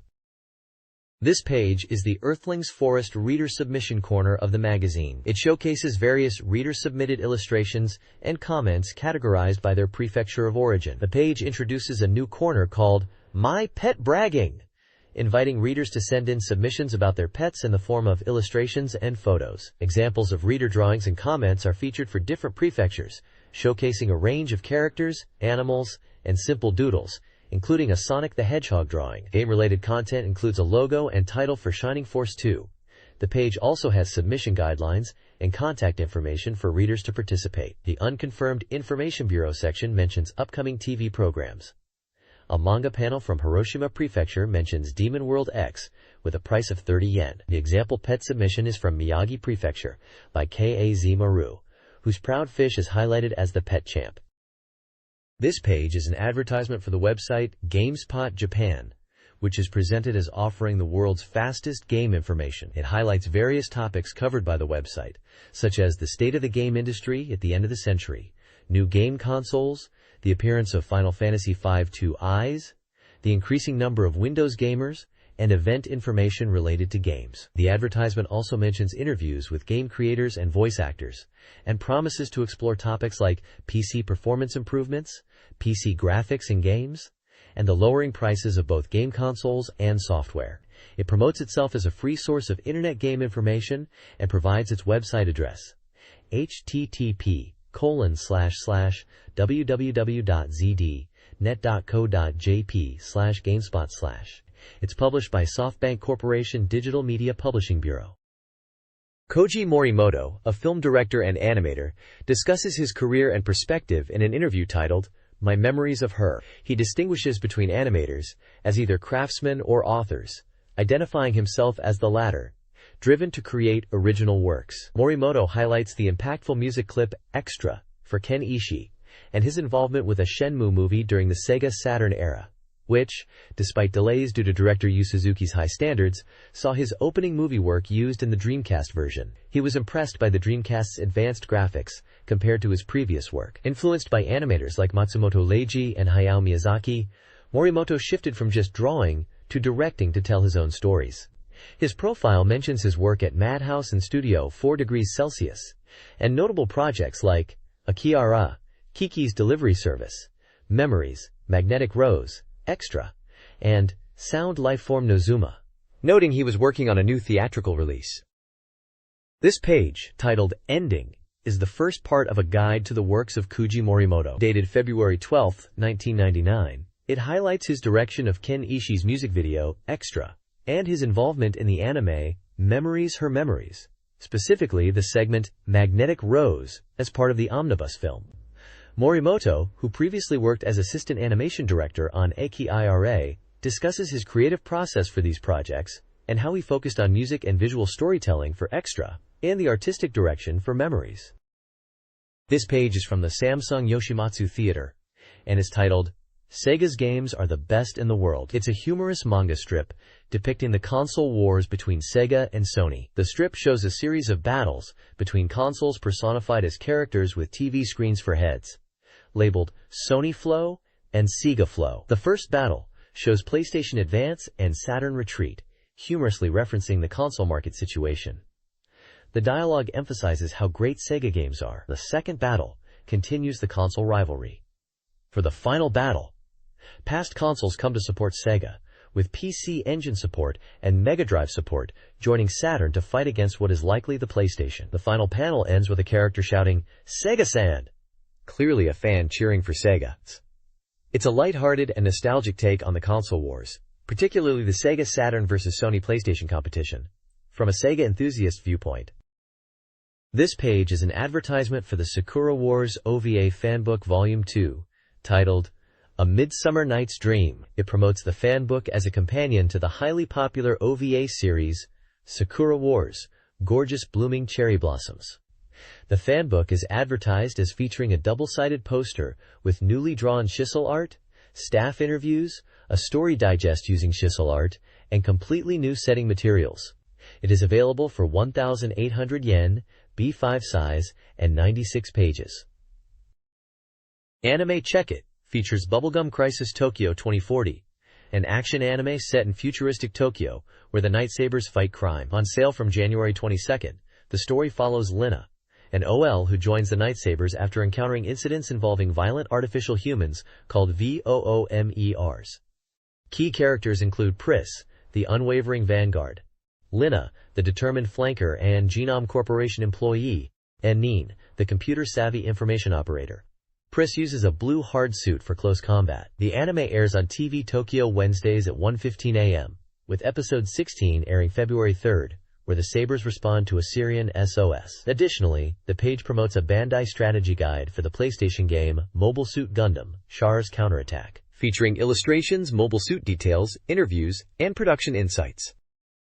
This page is packed with anime releases and broadcast schedules. You've got a bunch of VHS, LD, and DVD releases for various anime series, all dropping around January 25th and 22nd. Titles like Sorceress Stabber Orphan Volume 1, Silent Mobius 02, Cowboy Bebop Second Session, Magic Stage Magical Emmy Volumes 5 and 6, Record of Lodos War Chronicles of the Heroic Knight 6, and Time Slip Girl Nasuka Volume 6 are all featured.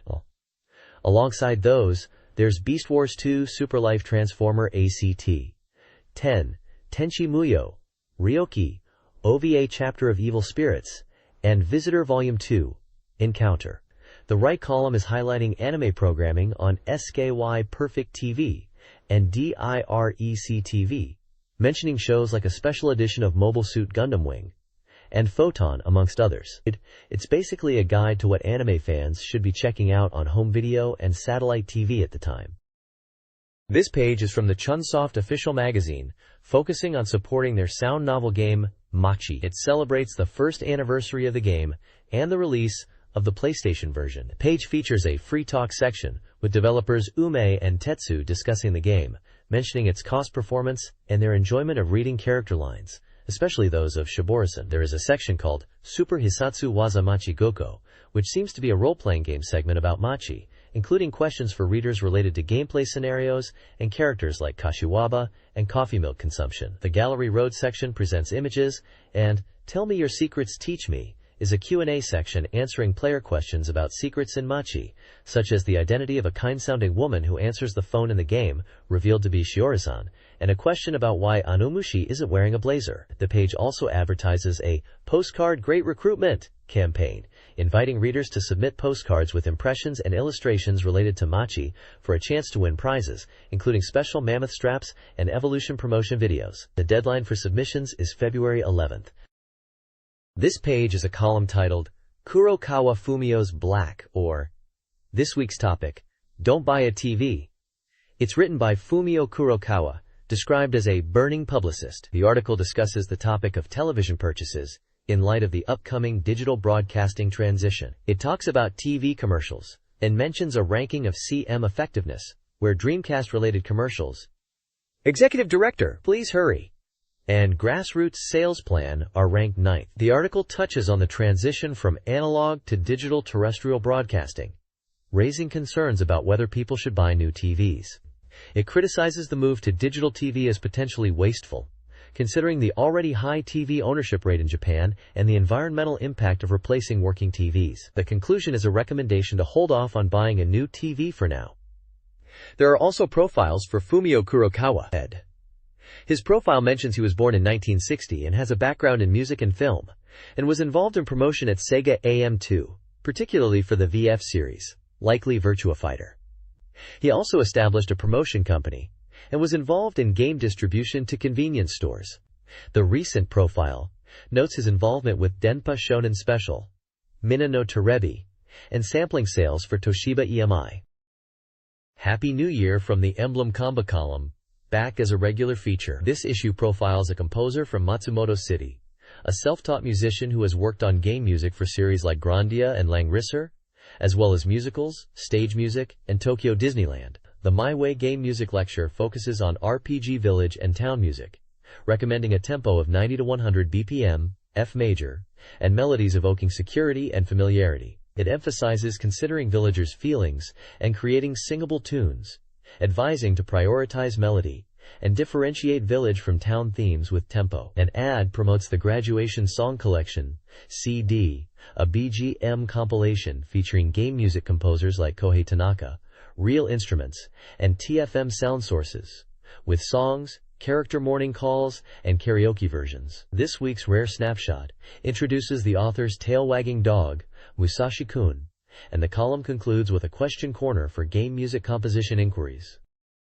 This page is an advertisement for the strategy guidebook for the Japanese game Super Robot Wars F&F Final Chapter, titled Perfect Reference. This comprehensive 440-page guidebook covers everything about the game and is currently on sale for 2,300 yen. The guide includes event flowcharts, complete pilot and unit data, Spirit Command combo lists, and a pilot and unit illustration database to provide 100% coverage. The advertisement highlights that this book contains a wealth of information and original content exclusive to this guide. It also mentions that this is the ultimate guide for fans who enjoyed both F&F Final Chapter games and want complete mastery.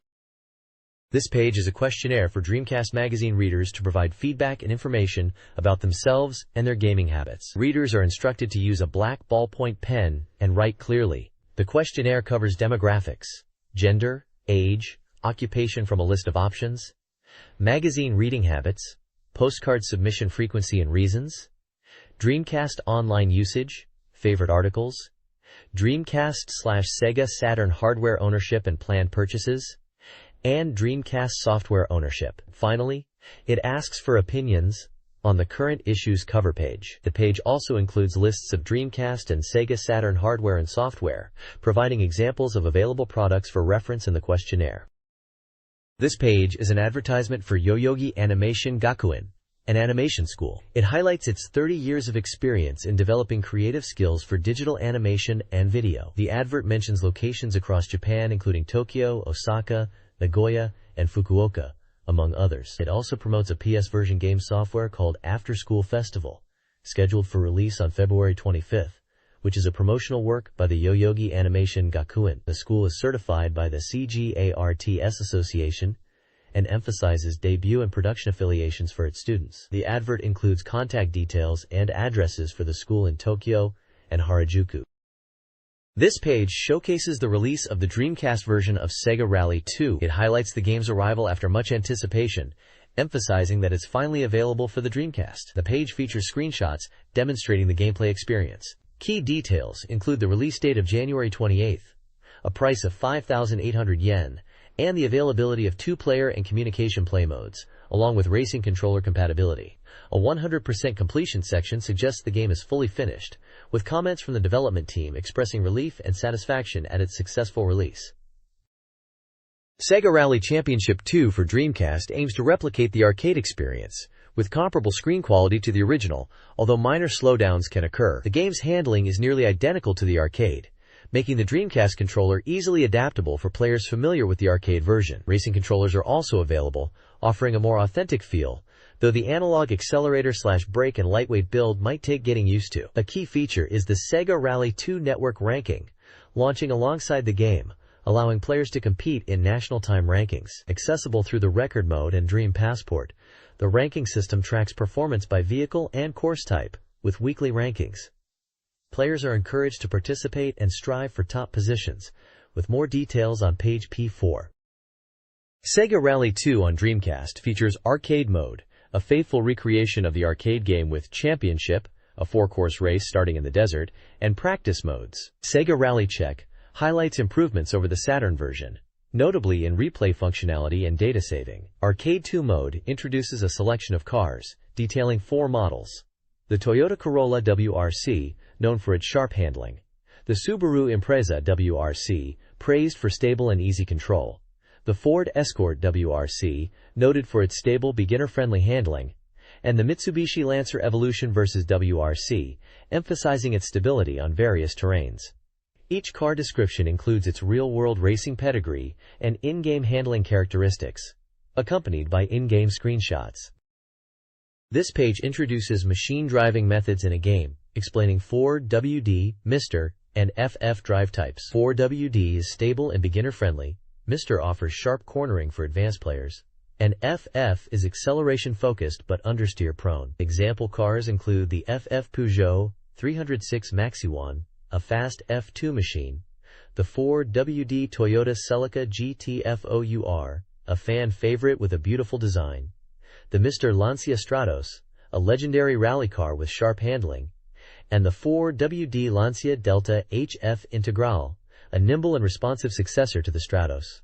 The text also discusses the Sega Rally 2 TV commercial, emphasizing drifting with various objects, and provides behind-the-scenes images from the large-scale commercial shoot.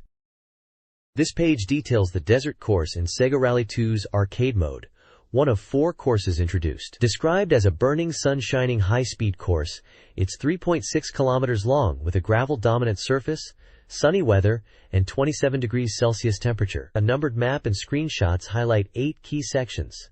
From the tarmac start, point 1, to a downhill left corner, point 2, puddles in a challenging corner, point 3, an S-curve after a checkpoint, point 4, a series of curves requiring precise timing, point 5, a jump filled straight with puddles, point 6, a tricky blind corner, point 7, and the final corner to the finish line, point 8. The one-point advice emphasizes utilizing grass areas at course edges to cut corners and straighten S-curves, even if visually rough, for faster lap times, advising players to maintain full throttle throughout. This page introduces the mountain course from Sega Rally 2, highlighting it as a beautiful mountain area inspired by Nordic landscapes. It's a mid-level course that blends gravel and tarmac surfaces, starting in a mountainous midsection and leading towards scenic views. The course is described as challenging, with blind corners and varying road widths requiring good machine control. The page provides course data, including a length of 3.12 kilometers, undulation of 16 meters, one lap race, with road surface being 60% tarmac and 40% gravel. The environment is daytime, with good visibility and a temperature of 23 degrees Celsius, 73 F. A one-point advice section focuses on hairpin corners in the mountain course, specifically the 2 hairpin turns. It recommends using side brakes for 4WD and FF cars to drift and maintain control, suggesting braking on the outside of the corner, starting to steer, and then applying the side brake as you approach the inside of the corner. For Mr. cars, it notes that side brakes might not be necessary. The page uses screenshots of the game to illustrate the course and driving techniques. These images show various corners and road surfaces encountered in the mountain course. This page is a preview of the snowy course featured in Sega Rally Championship 2, a challenging track designed to test driver skills. Described as a Swedish rally-style forest course, it's predominantly covered in snow with some mud and ice patches, making for extremely slippery road conditions. The course data highlights the length of 3.12 kilometers, 42 meters undulation, and a single lap race under rainy and bad visibility conditions at a chilly 6 degrees Celsius. The page then breaks down the course into 9 sections, with screenshots and driving tips for each corner, emphasizing techniques for navigating tight turns, hairpins, and scurves in snowy conditions, requiring careful steering and throttle control to avoid losing traction. The final corner is noted as a tricky S-shape, demanding precise entry. Overall, the preview paints Snowy as a technically demanding course that will challenge even experienced drivers. This page showcases the Riviera course in a racing game, highlighting it as a nighttime short course set in Monaco. The page details the course data, mentioning its 1.68 kilometers length, 4 meters undulation, 2 laps, and tarmac surface, under nighttime conditions at 5 degrees Celsius. It emphasizes the technical nature of the course, pointing out 2 challenging hairpin turns that are crucial for victory. The Riviera course one-point section provides advice on navigating these hairpins smoothly, suggesting a braking and steering technique to maintain momentum. Screenshots show gameplay from the driver's perspective in a Lancia Stratos, racing through the nightlit Monaco street circuit. The text also notes the narrowness of the course at certain points, particularly around what is described as an F1 corner with a wall to the right. The page gives the impression that mastering the hairpins and precise driving are key to success on the Riviera course. The next page showcases an advertisement for Pop's music on Dreamcast. It highlights that the game is almost complete and packed with various features from the arcade version. It announces that hidden songs from the arcade version will be revealed. The page emphasizes the game can be best enjoyed with the dedicated Pop'n controller, sold separately for 4,990 yen, but is also playable with a standard Dreamcast controller. The text describes the gameplay as matching the Popkun characters to the beat of various music genres by hitting buttons for a fun music simulation experience. The advertisement details the game's release date as February 25th and price at 4,800 yen. It mentions features like music simulation, up to 4 players simultaneously, and compatibility with the Popsun controller and Rumble Pack. It points out that the Dreamcast version includes original modes and hidden songs not found in the arcade game, making it more than just a simple port. The screenshot shows the gameplay interface with falling Popkun and button prompts. The phrase, "This is Popkun," points to the on-screen characters in time. Another text box explains that you hit the 9 buttons in time with the music and falling Popkun. Popsun Music Arcade Mode offers beginner, normal, and expert play modes. Beginner mode is a tutorial for newcomers guided by Mimi and Yami. Normal mode is for all skill levels. Expert mode is a harder version for experienced players.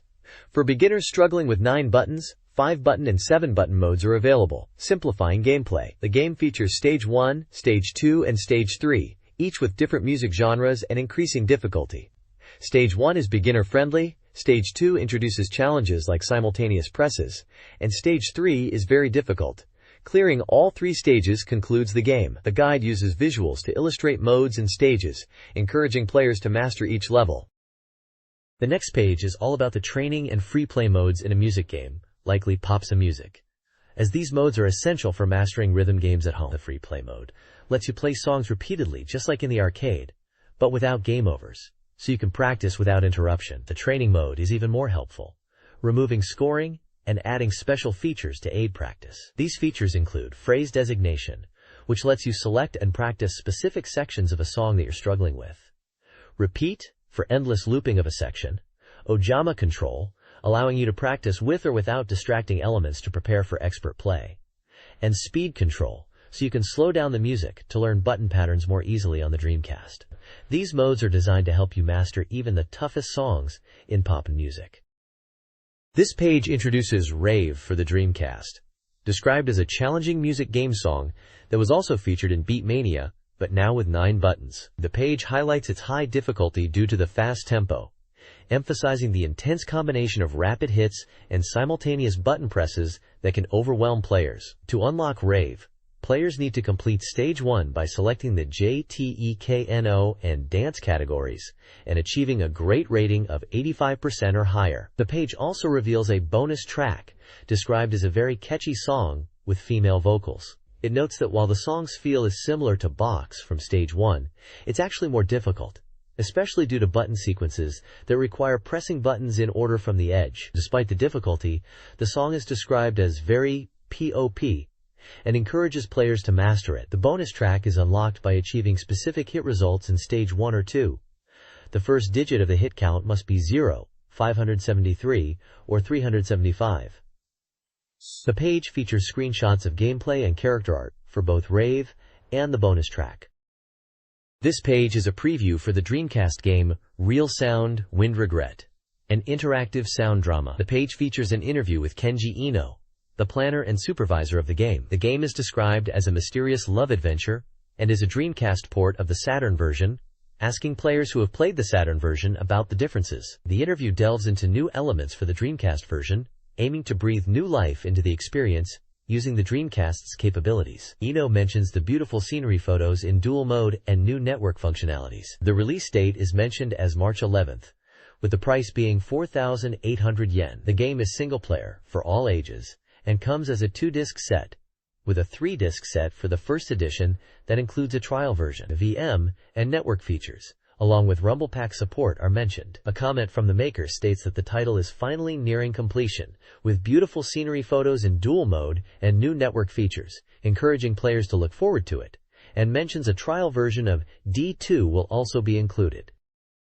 This page is a preview of the Dreamcast version of Wind Regret, a game focused on sound and visuals. The game features a visual mode that displays landscape photographs by Koichi Inakoshi, offering around 200 photos in total, presented in a story image format. There is also a black mode, which displays nothing. The game uses the Puru Puru pack, vibration pack, to enhance the sound effects, creating a more immersive, real sound experience. Minigames utilizing the visual memory unit are included, related to love simulation elements. Based on user feedback from the Saturn version, an autoplay mode has been added, allowing players to experience the game like a radio drama and easily reach the best ending. Network features are implemented, granting players access to a dedicated online homepage after clearing the game to share opinions and engage in discussions, mirroring the lively online community of the Saturn version. In an interview, game creator Ino Kenji explains that the vibration feature enhances the passive listening experience, and the use of Koichi Inokoshi's photographs was suggested by Sakamoto Ryuichi. While new photos were considered, stock photos from Inokoshi's collection, some of which were featured in D2 materials, were ultimately used. The core story and music remain identical to the Saturn version, but the Dreamcast version boasts improved sound quality thanks to the ADX format, offering a more natural audio experience compared to the compressed audio of the Saturn version. This page is focused on D no Shokutaku 2, D2, specifically the demo version. The page details the content of the demo disc, which is being included as a bonus.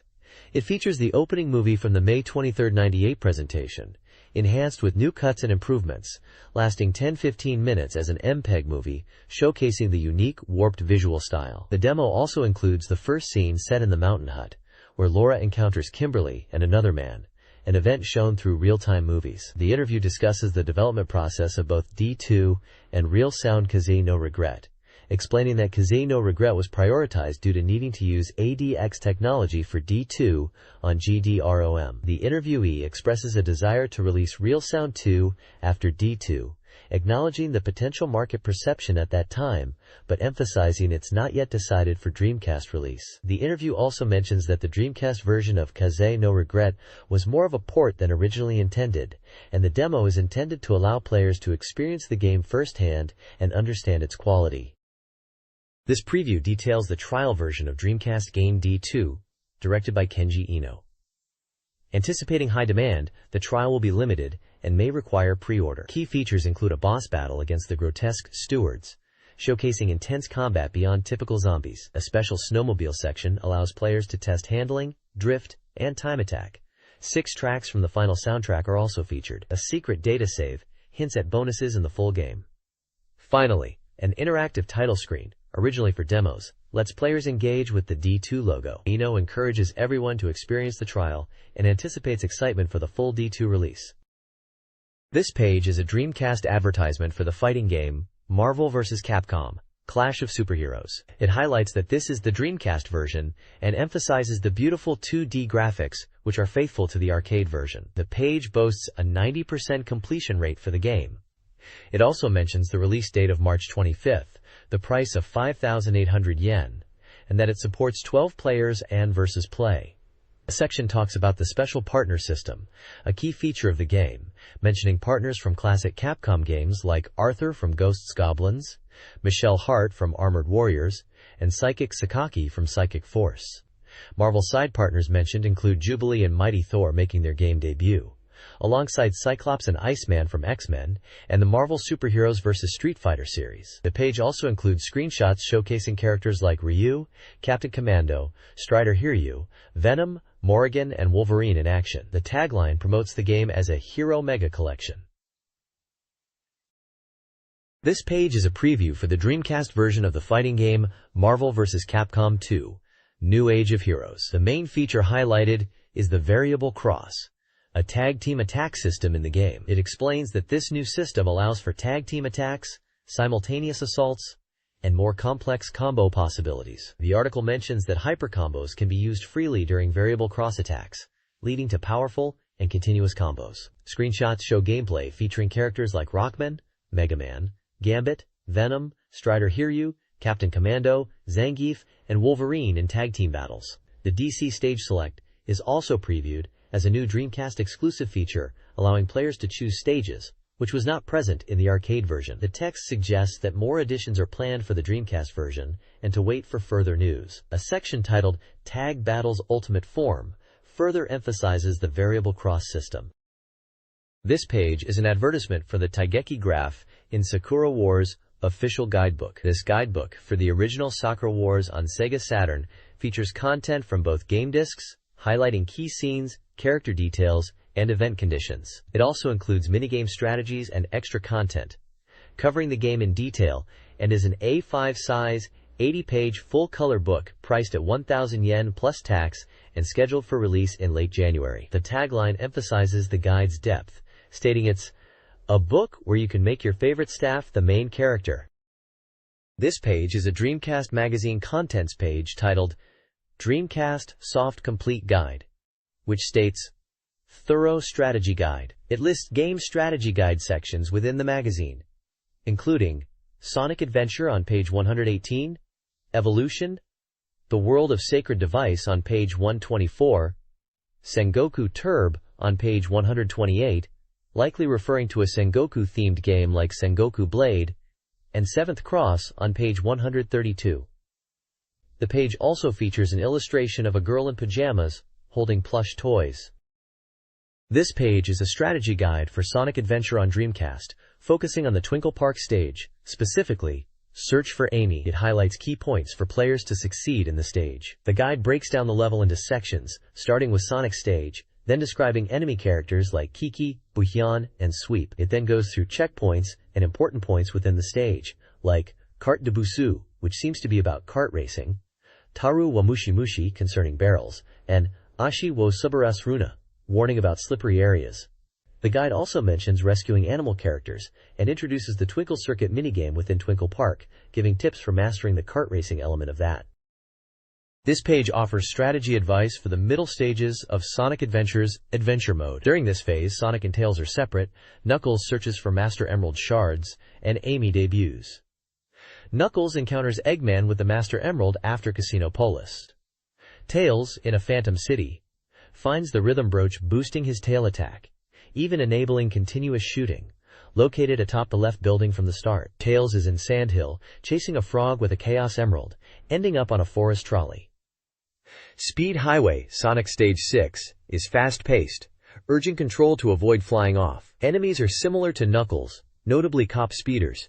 Avoid excessive chasing. Speed Highway checkpoints are reached via back alleys and underground passages to a bell tower goal left of a rotary. Tips include, be cautious with Spin Dash at the start, use Spina enemies in a vertical shaft shortcut after the heliport with homing attacks, and avoid helicopter rotors on vertical walls by jumping and using the analog stick.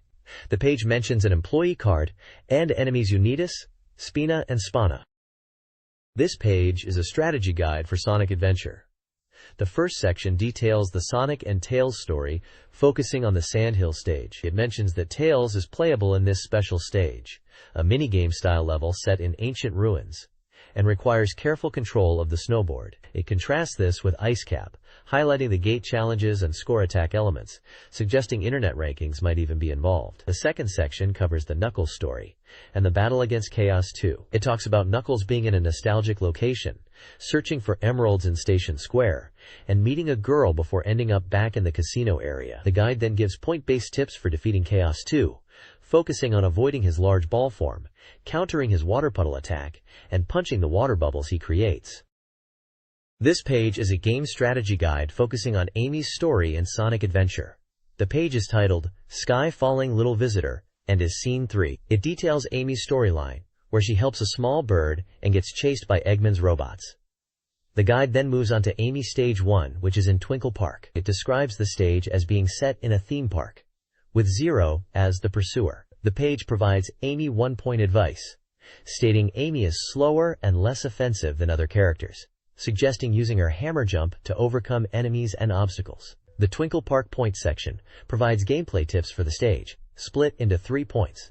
Point 1 is about opening doors with 3 switches in a pond area, warning that Zero appears from the pond. Point 2 discusses the mysterious mirror corridor, where the viewpoint changes, advising players to understand their position relative to the third panel from the front to avoid Zero. Point 3 talks about terrifying pitfalls, highlighting invisible pitfalls in the next corridor, recommending players to avoid falling by sticking to the edges and noting the goal is right after this section. The guide advises using barrels to trick Zero in a subsequent area. Exciting Chow! Chow! From Sonic Adventure answers common questions about Chao creatures. Chao undergo a cocoon stage to become adults, have lifespans, and can reincarnate as eggs if cared for. While there are 4 basic character types from eggs, Raising methods create infinite variations. KO colors change based on animal interactions. For example, repeated rabbit interaction can turn a KO rabbit-like and blue. The feature also guides players to find silver KO in Mystic Ruins Waterfall and black KO in Egg Carrier's Weapon Room, providing location instructions. The page showcases various KO colors and invites readers to submit KO questions and illustrations to Dreamcast Magazine. This magazine article, titled, Chow Team Loudly, Chow Raising Lecture, Condensed Edition, is the third installment focused on Chow raising in Sonic Adventure, aiming to encourage players to engage with this feature. Sonic Adventure was designed with Chow raising in mind, inspired by the positive reception to character interaction in Nights into Dreams. The developers implemented the A-Life system and created Cow Gardens within Station Square, Mystic Ruins, and the Egg Carrier. Each garden offers unique environments, as detailed with screenshots and developer commentary. Interviews with director Takashi Iizuka and other developers reveal the design philosophy behind Chow raising. Planner Shiro Maekawa explains how different game courses influence Cow development through animal interactions. Designer Toru Watanuki highlights Chow exploration and potential inner garden visits, while programmer Yoshihisa Hashimoto notes Chow become more active outside and might choose gardens autonomously. This strategy guide for the Dreamcast game, Evolution Eternal Dungeons, focuses on navigating traps in the second dungeon. It details 6 trap types: monster summon traps, avoid with warning bells or prepare for stronger enemies; landmine explosion traps, counter with immediate healing; status ailment gas traps, wait for dissipation or use recovery items; lost item traps, retrieve lost item after teleportation; FP drain traps, use FP recovery items and conserve FP; and helpful recovery area traps, trigger with caution. Additionally, after the first dungeon, players can encounter Pepper, a veteran treasure hunter and gun-type Psyframe user, in a bar at the 8th Imperial Capital, who can join the party. This page delves into the Ruins of Descent dungeon in a Dreamcast game, offering strategic advice and monster data. It highlights the importance of understanding enemy attributes, noting that in Ruins of Descent, enemy weaknesses are not fixed, and players should adapt their attack strategies accordingly. It cautions against using cold attacks on enemies resistant to ice, for example. The page also mentions the increased difficulty of the second floor of the dungeon, advising players to ensure their party members have over 1000 HP before venturing there. It also explains that monster parts obtained in the dungeon can be processed into valuable items and equipment at a shop. A section warns about special moving enemies that disappear when noticed and reappear from a different direction, recommending caution when exploring. Finally, there's a monster data section introducing 2 monsters. Number 1. Feiaji. Described as having a confusing shape, making back attacks difficult. It uses 2 types of normal attacks and a fire attribute damage attack called High Temperature Gas. Its self-destruct attack, Self-Bomb, is not considered very threatening. Now, Number 2. Claymoria. Presented as a weaker type with only 1 type of normal attack and special attack. However, its special move, Poisonous Silk Attack, is guaranteed to inflict poison status, causing significant damage, so players should prioritize recovery. The page provides stat tables for both monsters detailing their HP, attack power, defense, evasion, speed, and luck. Screenshots showcase the gameplay, including dungeon exploration, combat encounters, and item processing screens. This page showcases item and monster data for a dungeon crawler RPG. The page is a game guide focusing on the Descent Ruins area within the game. The top section details various items categorized as recovery and healing items like Noorin and herbs, map-related items for exploration, battle items for combat, equipment items for character stat boosts, items for selling, and parts for customization. These parts appear to be for enhancing characters with boosts to attack, defense, speed, and luck. There are also weapon items listed. The lower section of the page introduces 4 monsters that appear in the Descent Ruins: Pentacris, Hemachion, Archaeopteryx, and Aishia. For each monster, stats like HP, attack, defense, speed, and luck are provided, along with a brief description of their attacks and combat characteristics. It seems to be a strategy guide advising players on how to approach combat in this dungeon area of an unnamed RPG game. This page introduces the initial equipment and skills for 3 characters, Mag, Pepper, and Renia in a game. It highlights that even with starting equipment, players can learn powerful techniques by utilizing tech points. TP. The page then details specific skills associated with each character's weapon types: chain gun, mag launcher, and pepperbox, listing move names and their in-game effects. Below this, an Evolution Present campaign is advertised.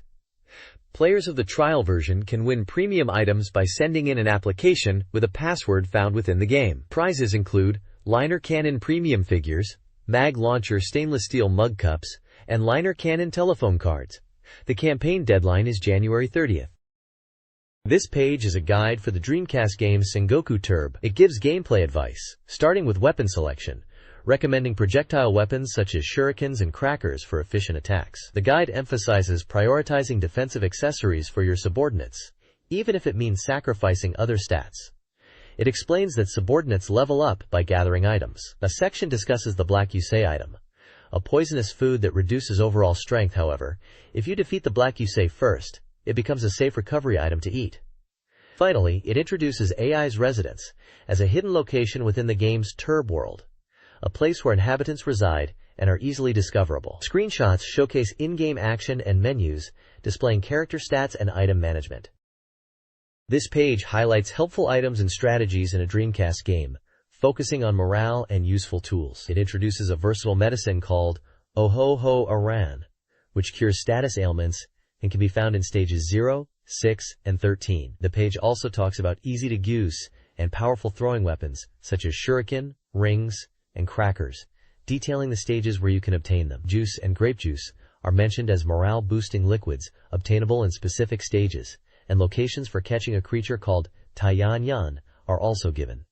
Finally, there is a table listing key characters and their locations within the game, specifying the stage numbers where they appear. This page is a complete list of front-side quests for the game Tail Concerto.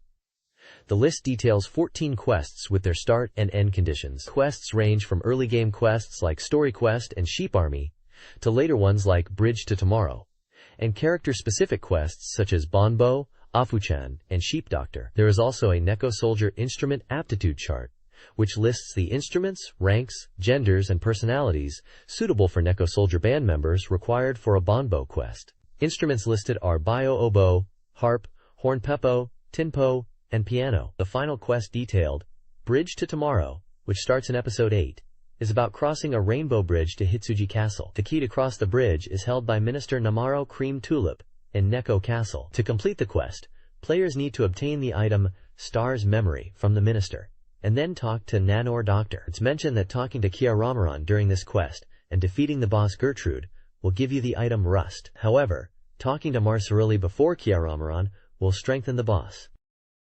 This page is the Turb Antenna Holding People's Battle Turb fan page section, also known as Jino-chan Times. It starts with an introduction, saying that reading this section will warm you up during the cold weather, and encourages readers to send in more goods ideas to feel the Turb world closer. There's a excellent words section featuring a quote from Melina, stating that opposing words might reveal the truth.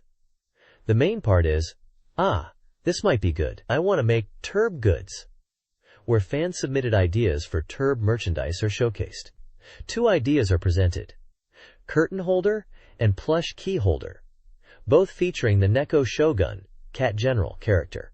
The curtain holder idea features both a cat and rabbit design and is described as practical and cute. The plush key holder idea is a Neko Shogun plush key holder. There's also a "Oh, come on" section with user feedback, and a narrow "Support me more" section, which seems to be a call for more reader submissions like color illustrations, original weapons, character goods, and stories. It mentions past fan contributions and expresses disappointment about ink smudging on a received drawing. Finally, there's an address provided for sending in submissions to Dreamcast Magazine's Jino no Taito section.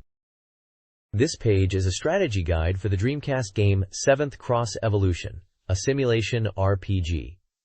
It focuses on Area 4th, described as the reptile area, within the game. The guide supports players in conquering 3 key areas and reaching the climax of the game. It explains that there isn't a single guaranteed strategy due to the evolving nature of the game, based on DNA sheets and player choices. The page includes 2 maps, Map 1 and Map 2, of the area, marked with item locations numbered 1 to 12, and lettered sections A to C.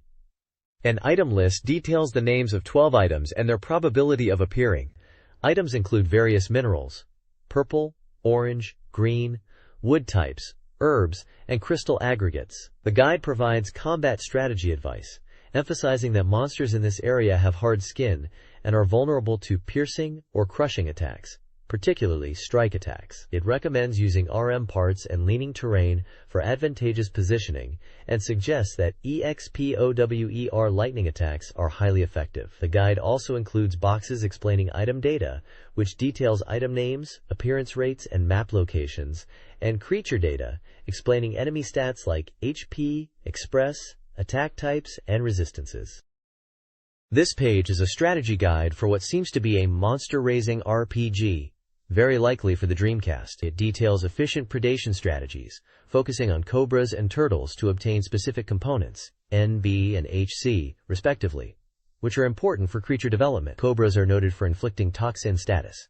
It highlights that turtles have high defense, suggesting players should avoid them early on if their attack power is low.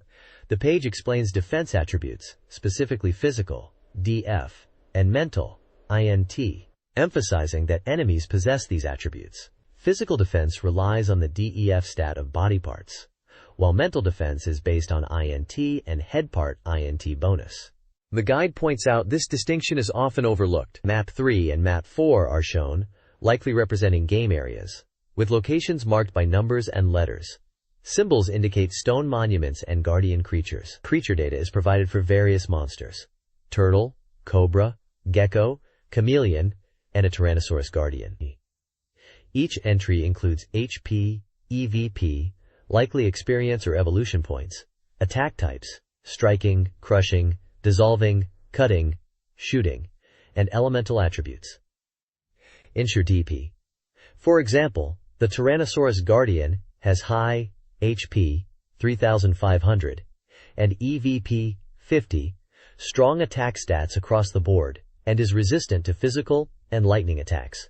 It advises engaging it in close combat and using force shield. The next page is a strategy guide for Area 5th, known as the Bird Area. In the Dreamcast game 7th Cross Evolution, the guide highlights the area's complex terrain and fast-moving bird enemies.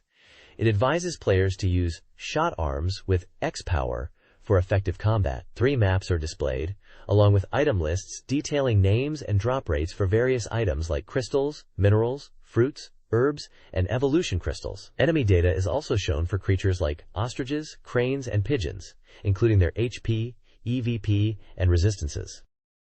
This page is a strategy guide for a robot combat game, likely for Dreamcast. It covers areas MAP4 and MAP5, giving tips on how to fight bird-type enemies, suggesting the use of ranged weapons and fast movement. It also describes enemy types like Onaga, Buncho, and Guardian Creature, with their stats and elemental weaknesses. The guide highlights using X power, specifically poison and toxin, as a combat tactic, and provides battle strategy advice, such as retreating when surrounded by enemies. It also mentions shooting arm and high-speed leg as important equipment aspects. The guide emphasizes understanding enemy weaknesses and using tactical approaches in combat. This strategy guide page details the Mammalian Beast area, the final and most challenging location in an unreleased Dreamcast RPG. Players are warned of strong monkey and gorilla enemies, noting animal types are vulnerable to fire and power attacks. The page includes MAP 1-inch with numbered locations and an exit. A list details 16 obtainable items like ores, herbs, pears, and crystal aggregates with drop rates. Enemy data tables provide stats and attributes for 6 creatures: tiger, kangaroo, rat, sheep, monkey, and gorilla. Monkeys use mental damage stone throws requiring intelligence to defend against, while gorillas are powerful close combat threats best countered by high defense and prior monkey elimination. The game interface shows a metal complete form character, with stats like HP, EP, ATK, DEF, and terrain modifiers. This page is a strategy guide for the Dreamcast game 7th Cross Evolution.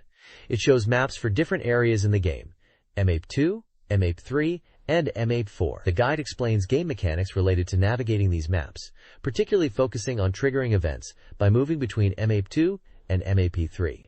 The guide details encounters with specific enemies, Check sections highlight important gameplay information, explaining that by moving to MAP3 and then back to MAP2, a Guardian Lifeform enemy appears. Similarly, after defeating the Guardian Lifeform and returning to MAP3, an Angel boss encounter is triggered. The page then focuses on the confrontation with this Angel enemy, showing screenshots of the battle and a female character engaged in combat. It mentions that the battle against the Angel occurs after confronting the Guardian Lifeform and entering a cave. Combat details are displayed, showing enemy stats like HP and EVP and attack types. The guide recommends using heal or shield in battle and suggests hitting and running tactics against the Angel, whose attacks are considered powerful. The bottom section teases further mysteries being revealed in the game. This page is reporting on the Nakamura Cup time attack contest for the game From Ice Planet, Triathlon in Japan. All entries have been judged, and the contest is now concluded. The page highlights the high level of submissions received, and includes comments from Nakamura-san, who mentions the impressive skill shown by players and the subtle nuances that affect timing in the game. He also mentions that players are still finding ways to improve their times, and that users wanted a better understanding of stroke timing in the game. Screenshots showcase the gameplay of From Ice Planet, depicting underwater and snowy environments. The final ranking results will be announced in the next issue, encouraging readers to stay tuned.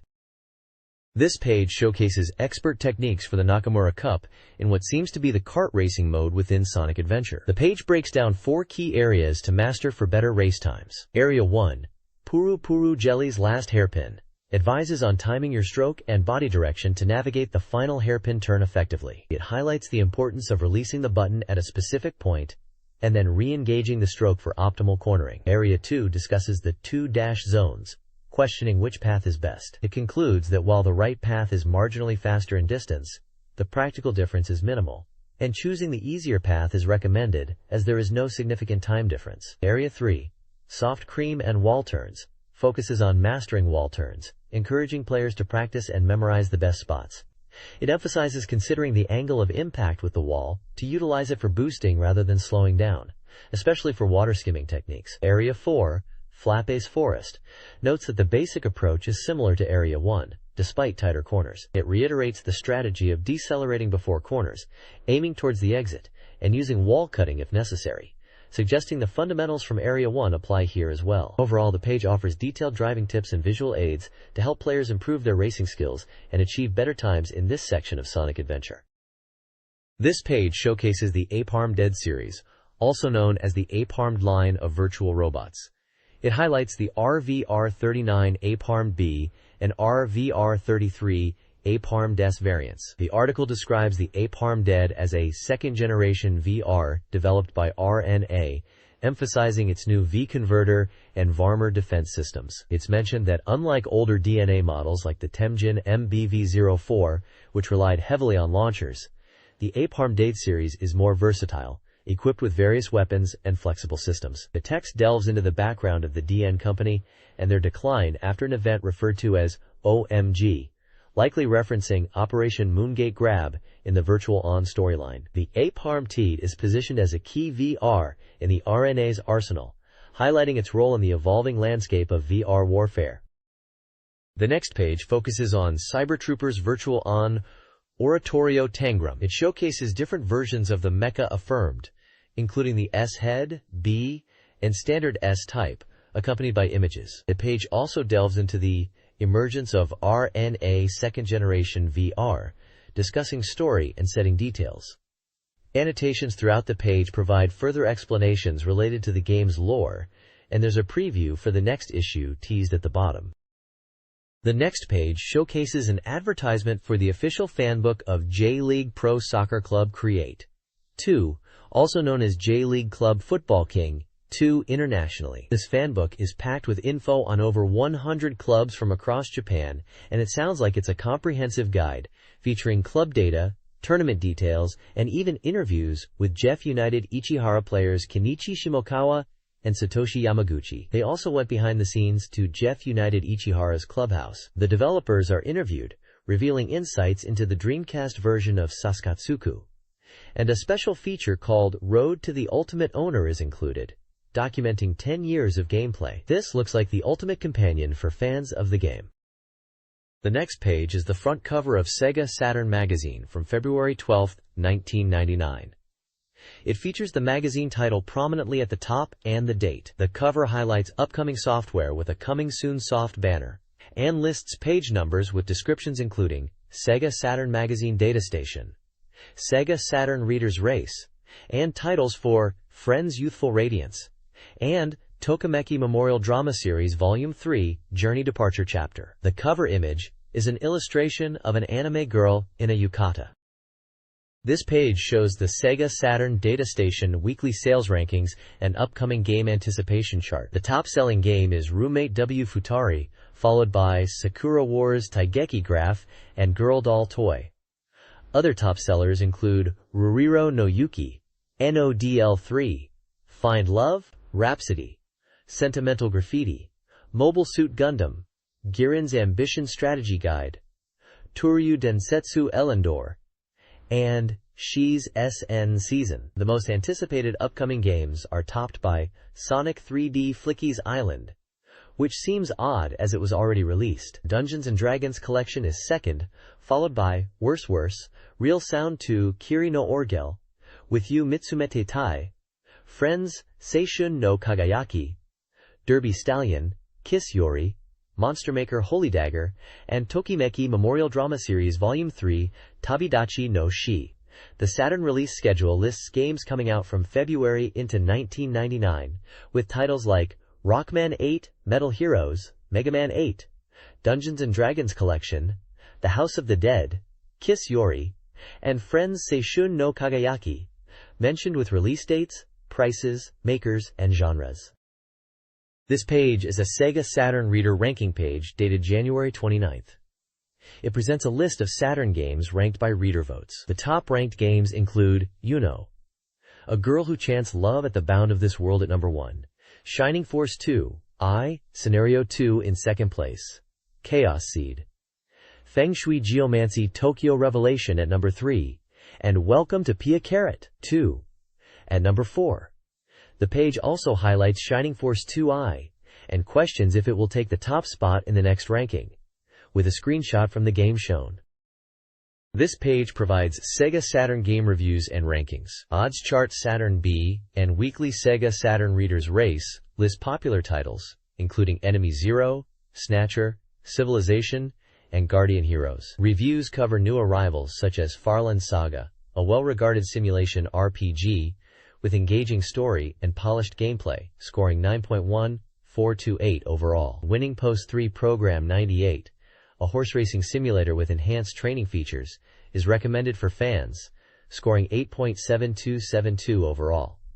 Maso Gakuen DX, an Undress Mahjong game, features a unique clothing mechanic but suffers from slow adventure elements, scoring 7.5 overall. Previews are also included for the action RPG Kanryu Densetsu Erendor, lauded for its graphics, and Roommate W2 People, an ETC genre game with system enhancements. Magazine scores are provided alongside overall scores for new releases. This page is a review of the Sega Saturn game Pia Carrot Iyukoso 2.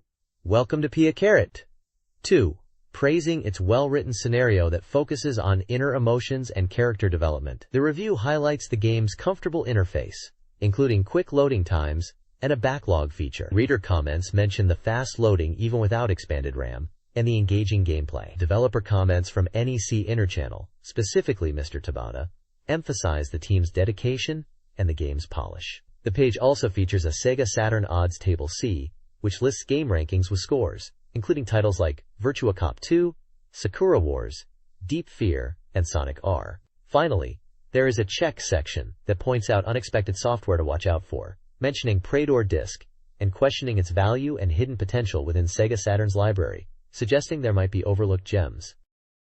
This page is a Sega Saturn games ranking chart, listing a wide range of titles popular in Japan at the time. Games mentioned include titles like Mega Man 8, various entries from the Virtua Fighter CG Portrait series, and games like NON and King of Boxing. There are also some more niche Japanese titles, such as SD Gundam G Century S, EMIT Volume 3 To Me, Goodbye, Magic School Lunar, Clockwork Knight, and what seems to be a parody title, Donkey Kong Z, the Great Dragon Ball Legend. The list extends to even more localized genres, like mahjong and pachinko games, showing a broad spectrum of what Saturn offered in Japan. Overall, it's a snapshot of the Saturn's game popularity landscape in Japan.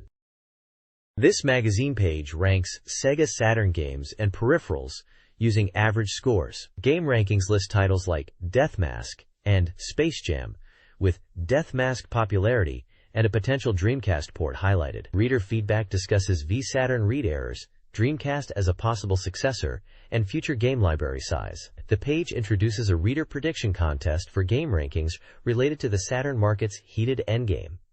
Peripheral rankings feature items like the Virtua Stick Pro. Dreamcast peripherals are promoted with a separate contest, offering joysticks and visual memory units as prizes alongside software for correctly predicting game rankings and odds.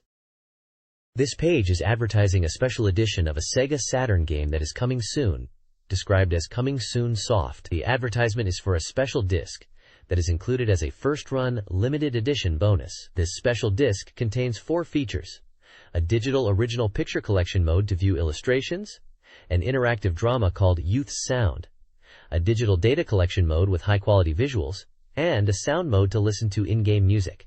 The game is published by NEC Interchannel and is set to be released on April 8th for 7,200 yen. It also mentions requiring 1.4 megabytes of extended RAM. The advertisement highlights that the release date is set for April 8th and emphasizes the digital original picture collection bonus for the first edition.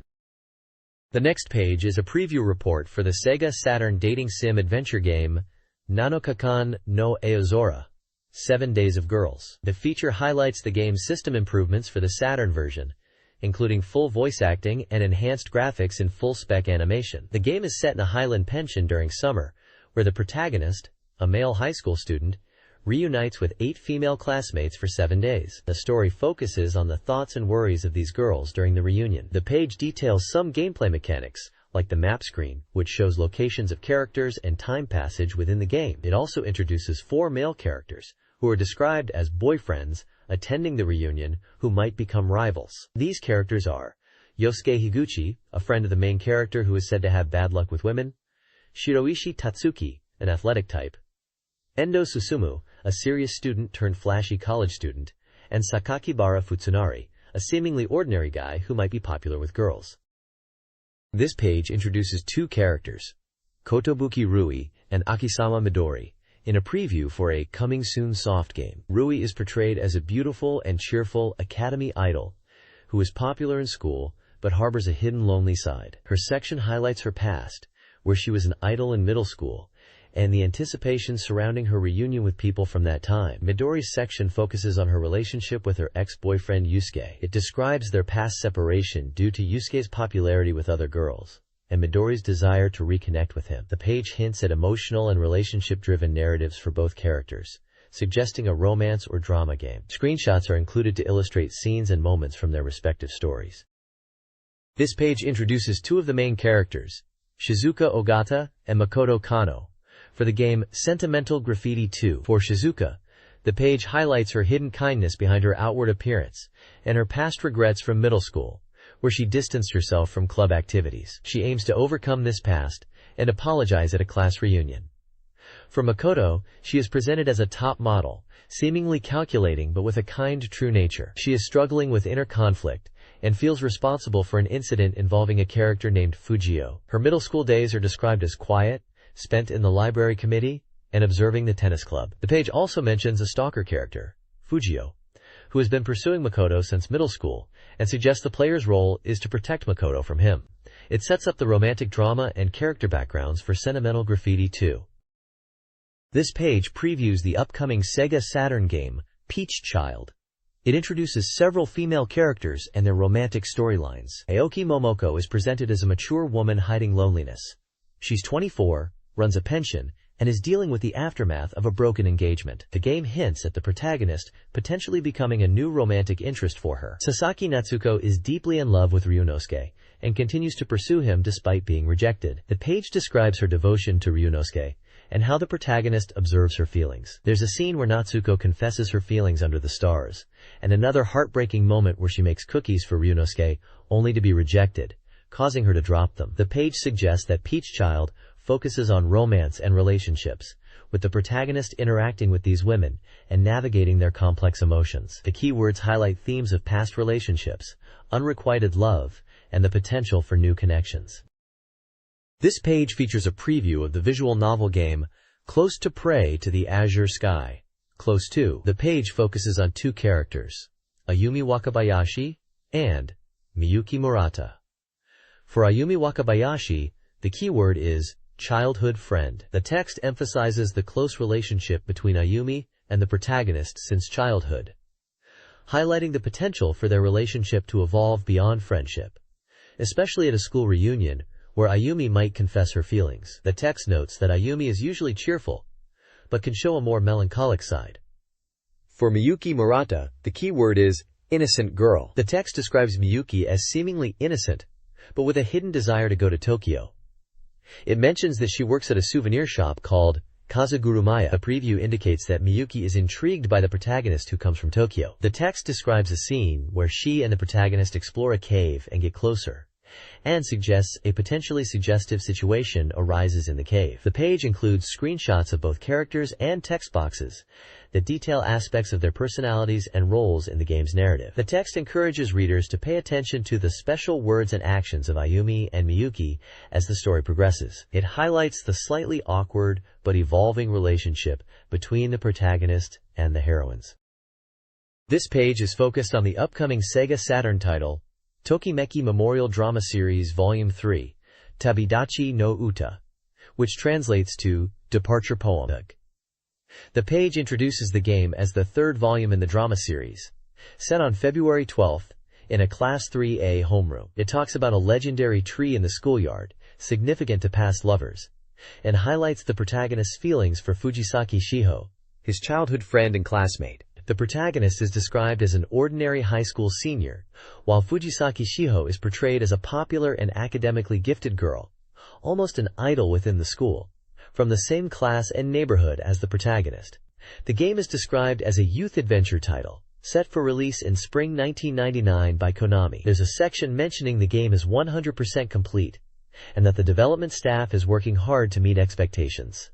The page emphasizes the emotional aspect of the story, with the protagonist struggling to convey his feelings to Shiho before graduation, which is only 2 weeks away. The dialogue snippets and screenshots show classroom and school scenes, hinting at the game's narrative and character interactions.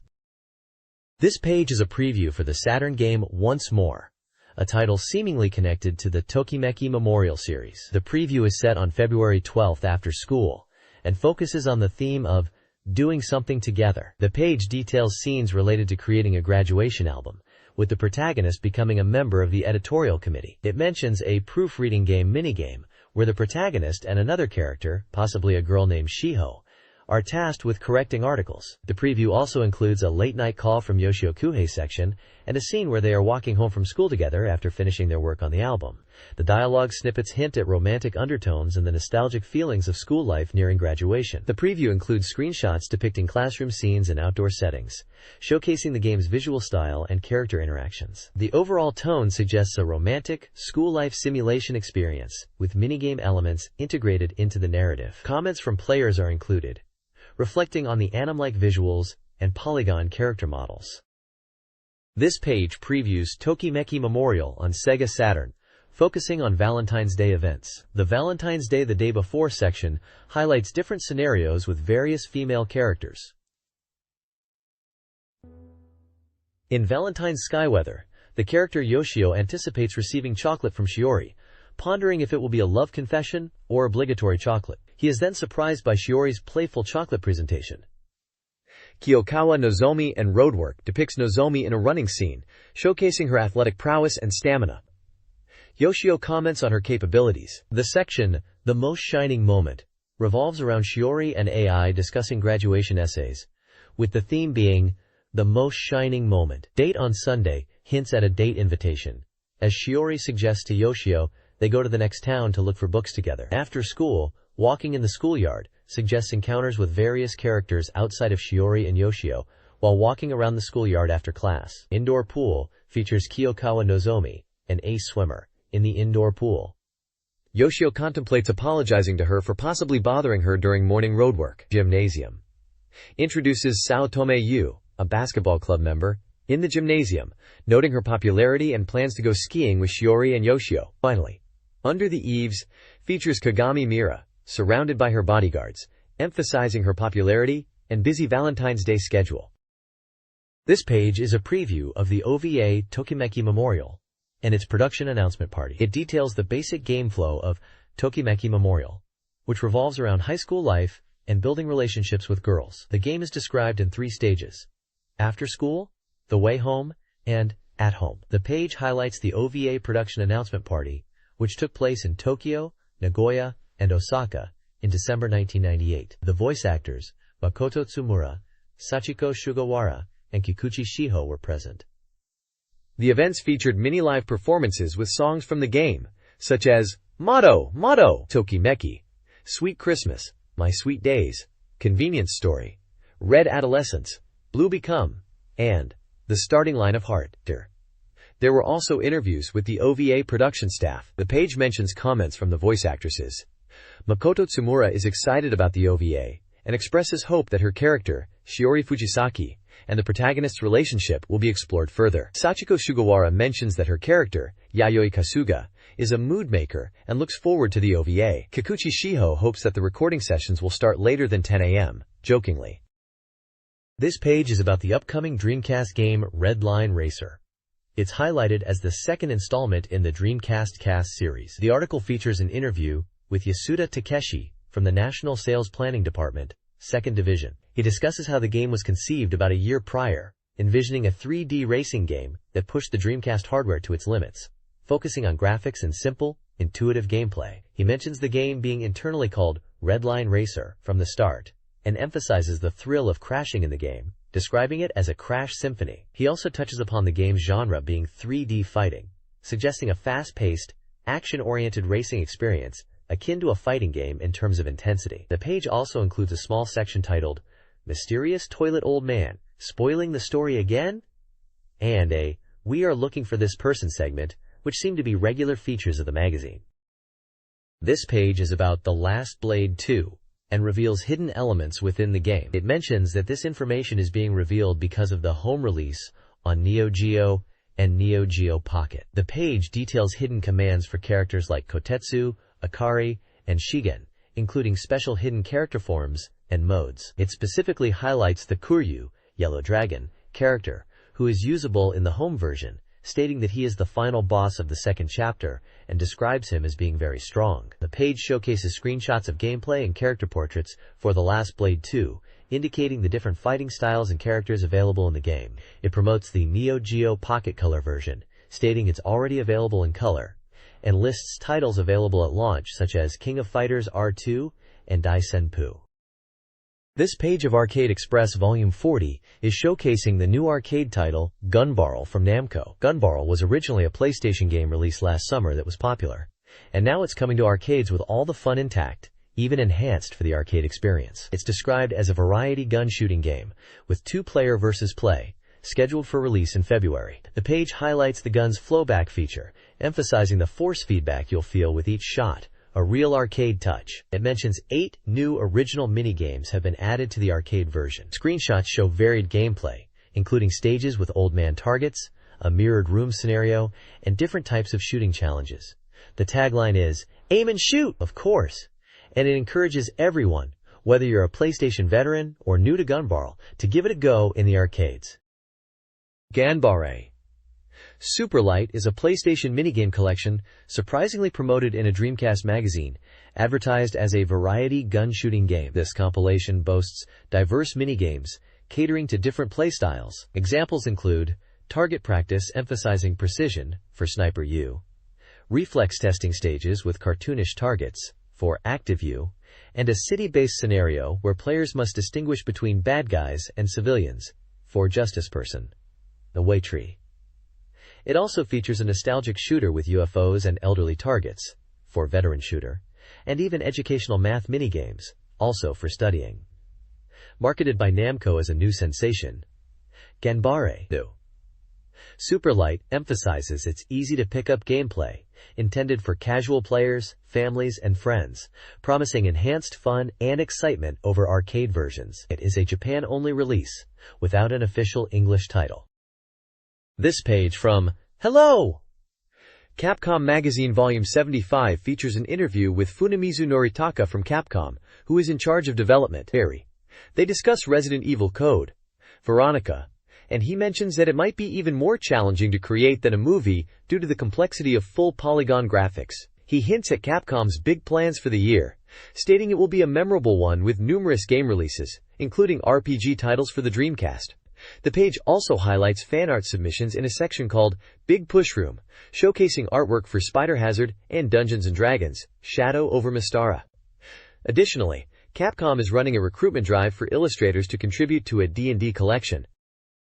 This page is a Capcom feature focused on JoJo's Bizarre Adventure: Heritage for the Future, highlighting lesser-known gameplay techniques. The article introduces useful tricks, such as simultaneously pressing the stand and attack buttons, mastering throws from dashes, using small jump attacks to break guards, a special tip for Jotaro, and taunt canceling. The page teases the next issue will reveal characters and their move lists. Screenshots from the game are shown, showcasing Jotaro and other characters in action. This Sega AM3 article details the scoring system in the arcade game LA Machine Guns 2. High scores are achieved through combos and score multipliers. During gameplay, players earn multipliers by continuously destroying targets, which significantly boosts their score. While the display shows a maximum multiplier of 50, it can internally go higher. Shooting civilians incurs a 5,000-point penalty. The game features a rank system, S to E, based on combo count. Rank S requires 25-plus combos, down to rank E for 1 to 4 combos. While rank doesn't directly impact score, it provides a performance indicator, with rank C being average and rank A or S being for advanced players. The article encourages players to master the combo system to achieve high scores and ranks, showcasing gameplay with score and combo displays. This page from Dreamcast Magazine Chapter 2 is titled, What is What Know-How? Basic Score, and it's all about understanding the scoring system in a shooting game, likely the one featured in the magazine. The page breaks down how points are awarded for various actions, starting with destroying human null-type enemies. Continuous hits on enemies are key to racking up a high score, and even destroying their weapons adds to your total. Different enemy types yield varying points when destroyed. The page lists point values for enemies like standard human enemies, air bikes, water bikes, flying platforms, tanks, helicopters, and armored vehicles, among others, also detailing hit points in some cases. The guide also explains that using stage explosions, like from exploding drums, to destroy enemies factors in enemy HP into the score, alongside a base destruction bonus. Stage bosses award points for each hit, and destroying stage props like drums, containers, civilian cars, and buses also contributes to your score. There's a check section emphasizing the importance of stage clear bonuses. These bonuses are calculated from mission completion, remaining time, max chain combos achieved, and penalties for civilian casualties and damage taken. Finally, the bottom of the page teases that the next issue will kick off a strategy series for LA Machine Guns, which is known internationally as Confidential Mission on Dreamcast, highlighting its concept as Desperate Man. This page is about the arcade game Spike Out Final Edition. It highlights the new version of the popular multiplayer action game, mentioning that it's coming to arcades with added stages and new elements. The page details several improvements in this new edition, including updated advertisements which now feature the daily lives of the 4 main characters to enhance their presence and emotional connection with players. A new 3-minute rush mode is introduced, accessible by pressing S, B, C, J, and Start buttons, challenging players to achieve high scores within a time limit, demanding skill in this single-player focused mode. Furthermore, the game expands with new stages like Spiker's Camp and Shipyard, increasing the total to 5 stages with 40 areas, and altering the stage progression from Spiker's Camp to Department Store, then Shipyard, and finally Opera House, making for a larger and more expansive game experience. The next page is about Spike Out, Digital Battle Online, and features an interview with producer Toshihiro Nagoshi from AM1R&D Department. Nagoshi discusses the game's development, explaining that they released the updated version, Spike Out Final Edition, to address feedback from players who felt the original game was too short. They added stages and bonus stages to make it a complete package. He mentions that Spike Out was not intended as a typical versus fighting game, but more of a cooperative action game, where players can enjoy long play sessions on a single credit. The page also highlights new additions to the game, such as bonus stages. One bonus stage involves defeating numerous Zako characters within a time limit, while another involves hitting enemies with a bat to send them flying. Stage 3, the shipyard, is introduced as a new stage, featuring items and a mysterious helicopter in the background. The screenshots show gameplay in different stages, and the bonus stage selection screen, along with scoring information and combo counts. The interview concludes with Nagoshi thanking players for their support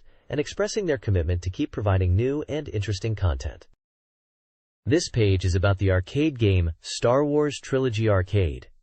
It focuses on strategy tips for two special stages, Boba Fett and Darth Vader. For the Boba Fett stage, the guide explains that Boba Fett attacks with lasers, and the player needs to deflect them by swinging the lightsaber in the direction of the green arrows that appear. The Darth Vader stage is similar, using the lightsaber to deflect attacks, and mentioning that Luke Skywalker is also attacking in this stage. The guide advises players to pay attention to the arrow indicators to succeed in these lightsaber battles and defeat the bosses. The game is highlighted as a Sega AM12 development on the Model 3 arcade board, and the page features screenshots of the lightsaber combat gameplay with arrow prompts. The next page is an interview with Kenji Sasaki, the head of Sega AM12 R&D department. The interview is titled Flat Out and discusses the direction of AM12 and their approach to game development, particularly in the driving game genre. Sasaki mentions that in 1998, AM12 became a department and worked on Star Wars projects. He notes that they wanted to move beyond just driving games and appeal to a wider audience, as indicated by the keyword variety-rich titles. He also discusses the evolution of driving games, keyword evolved driving games, and the challenges of creating new and engaging experiences in the genre. Sasaki explains that they are looking for new ideas to revitalize the arcade market, which is currently in decline. Their main goal is to create top-level graphics in their games. Here, he mentions that they have started research into NAOMI and Dreamcast development, and are working on new titles for the NAOMI arcade system. He believes that connecting NAOMI and Dreamcast could lead to interesting game development. The screenshots on the right appear to be from a driving/racing game, showcasing in-game action with speedometers, scores, and race position information. The game seems to have a futuristic or sci-fi element, as indicated by the text in the top screenshot, mentioning proton missiles. This page is an advertisement titled Praise Garden, showcasing Disney merchandise, available as prizes in amusement centers. It highlights various Disney character goods, such as Little Mermaid illustrated spoons, Aladdin art frames, Nightmare Before Christmas wristwatches, and Super Jumbo plush toys of Mickey and Minnie Mouse, along with Winnie the Pooh plush toys. The ad mentions that these items are new products, appearing in January and February, and are perfect prizes to win at amusement centers. This page highlights the January collection of goods and prizes available to readers, presented by Take-Chan. It mentions that the new CM for Sonic Adventure started airing in January, and asks if viewers have seen it. The prizes are described as Sega prizes featuring popular characters, including those from Disney. The page lists various goods available, including Tama and Friends and Pancho World items, Crayon Pico Pico plush dolls, and Elmo plush dolls from the Winter series. There's also a Baitown Kun Super Jumbo plush doll, likely referring to Sega's Baitown website. Notably, Sakura Wars 2 Collection Figure Volume 2 is featured, a set of figurines from the Sega Saturn game Sakura Wars 2, a title very popular with Sega fans and relevant to Dreamcast Magazine readers. The bottom manga section depicts characters discussing the Dreamcast Magazine, and the prize section, mentioning reader letters and fan mail, and featuring a character called Mystery Cosplay Girl Uni. This page is an advertisement for the Noel 3 Perfect Guide, an official strategy book by Pioneer LDC. The book is for the Dreamcast game Noel 3, Mission on the Line, and promises to teach you how to hack Iku High School. It features information on the main characters from Iku High School Class 3B, including which girl you might like, and provides all the nanodata for node hacking, removing the need for research. It also details the favorite presents for characters like Yuka, Ayumi, Aiko, Chiaki, and Miyako, and comprehensively explains story branching and escape mode. The book also includes setting materials, voice actor FAX interviews, and developer interviews. It's an A5-sized book with 128 pages, priced at 1,300 yen, and is currently on sale with good reviews. This page is a horoscope section titled Dreamcastrology Weekly in Dreamcast Magazine, covering the period January 29th to February 4th. It provides weekly fortune readings for each zodiac sign, separated for boys and girls, covering overall luck, love, money, and health. Each sign has advice given. There is a section called Lucky Person of the Week and a Dreamcast Memo section that mentions the Dreamcast and Internet access.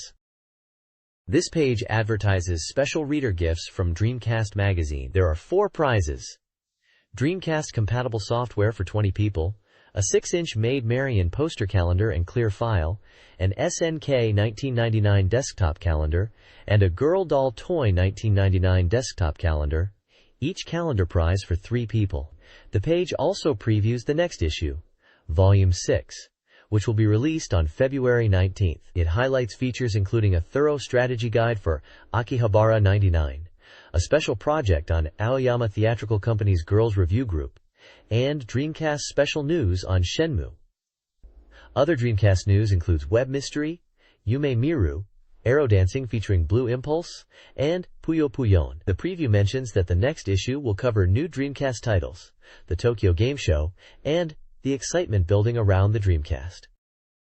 The next page is an advertisement for the Sega Saturn game Kiss Yori. It promotes a pre-order campaign for the game where the first 1,000 customers can receive an original Kiss Yori bath clock as a special bonus. The advert includes an image of an anime girl and details on how to apply for the pre-order, requiring customers to fill out an application form and get a store stamp. The game was scheduled for release in March 1999 and was exclusive to Japan on the Sega Saturn.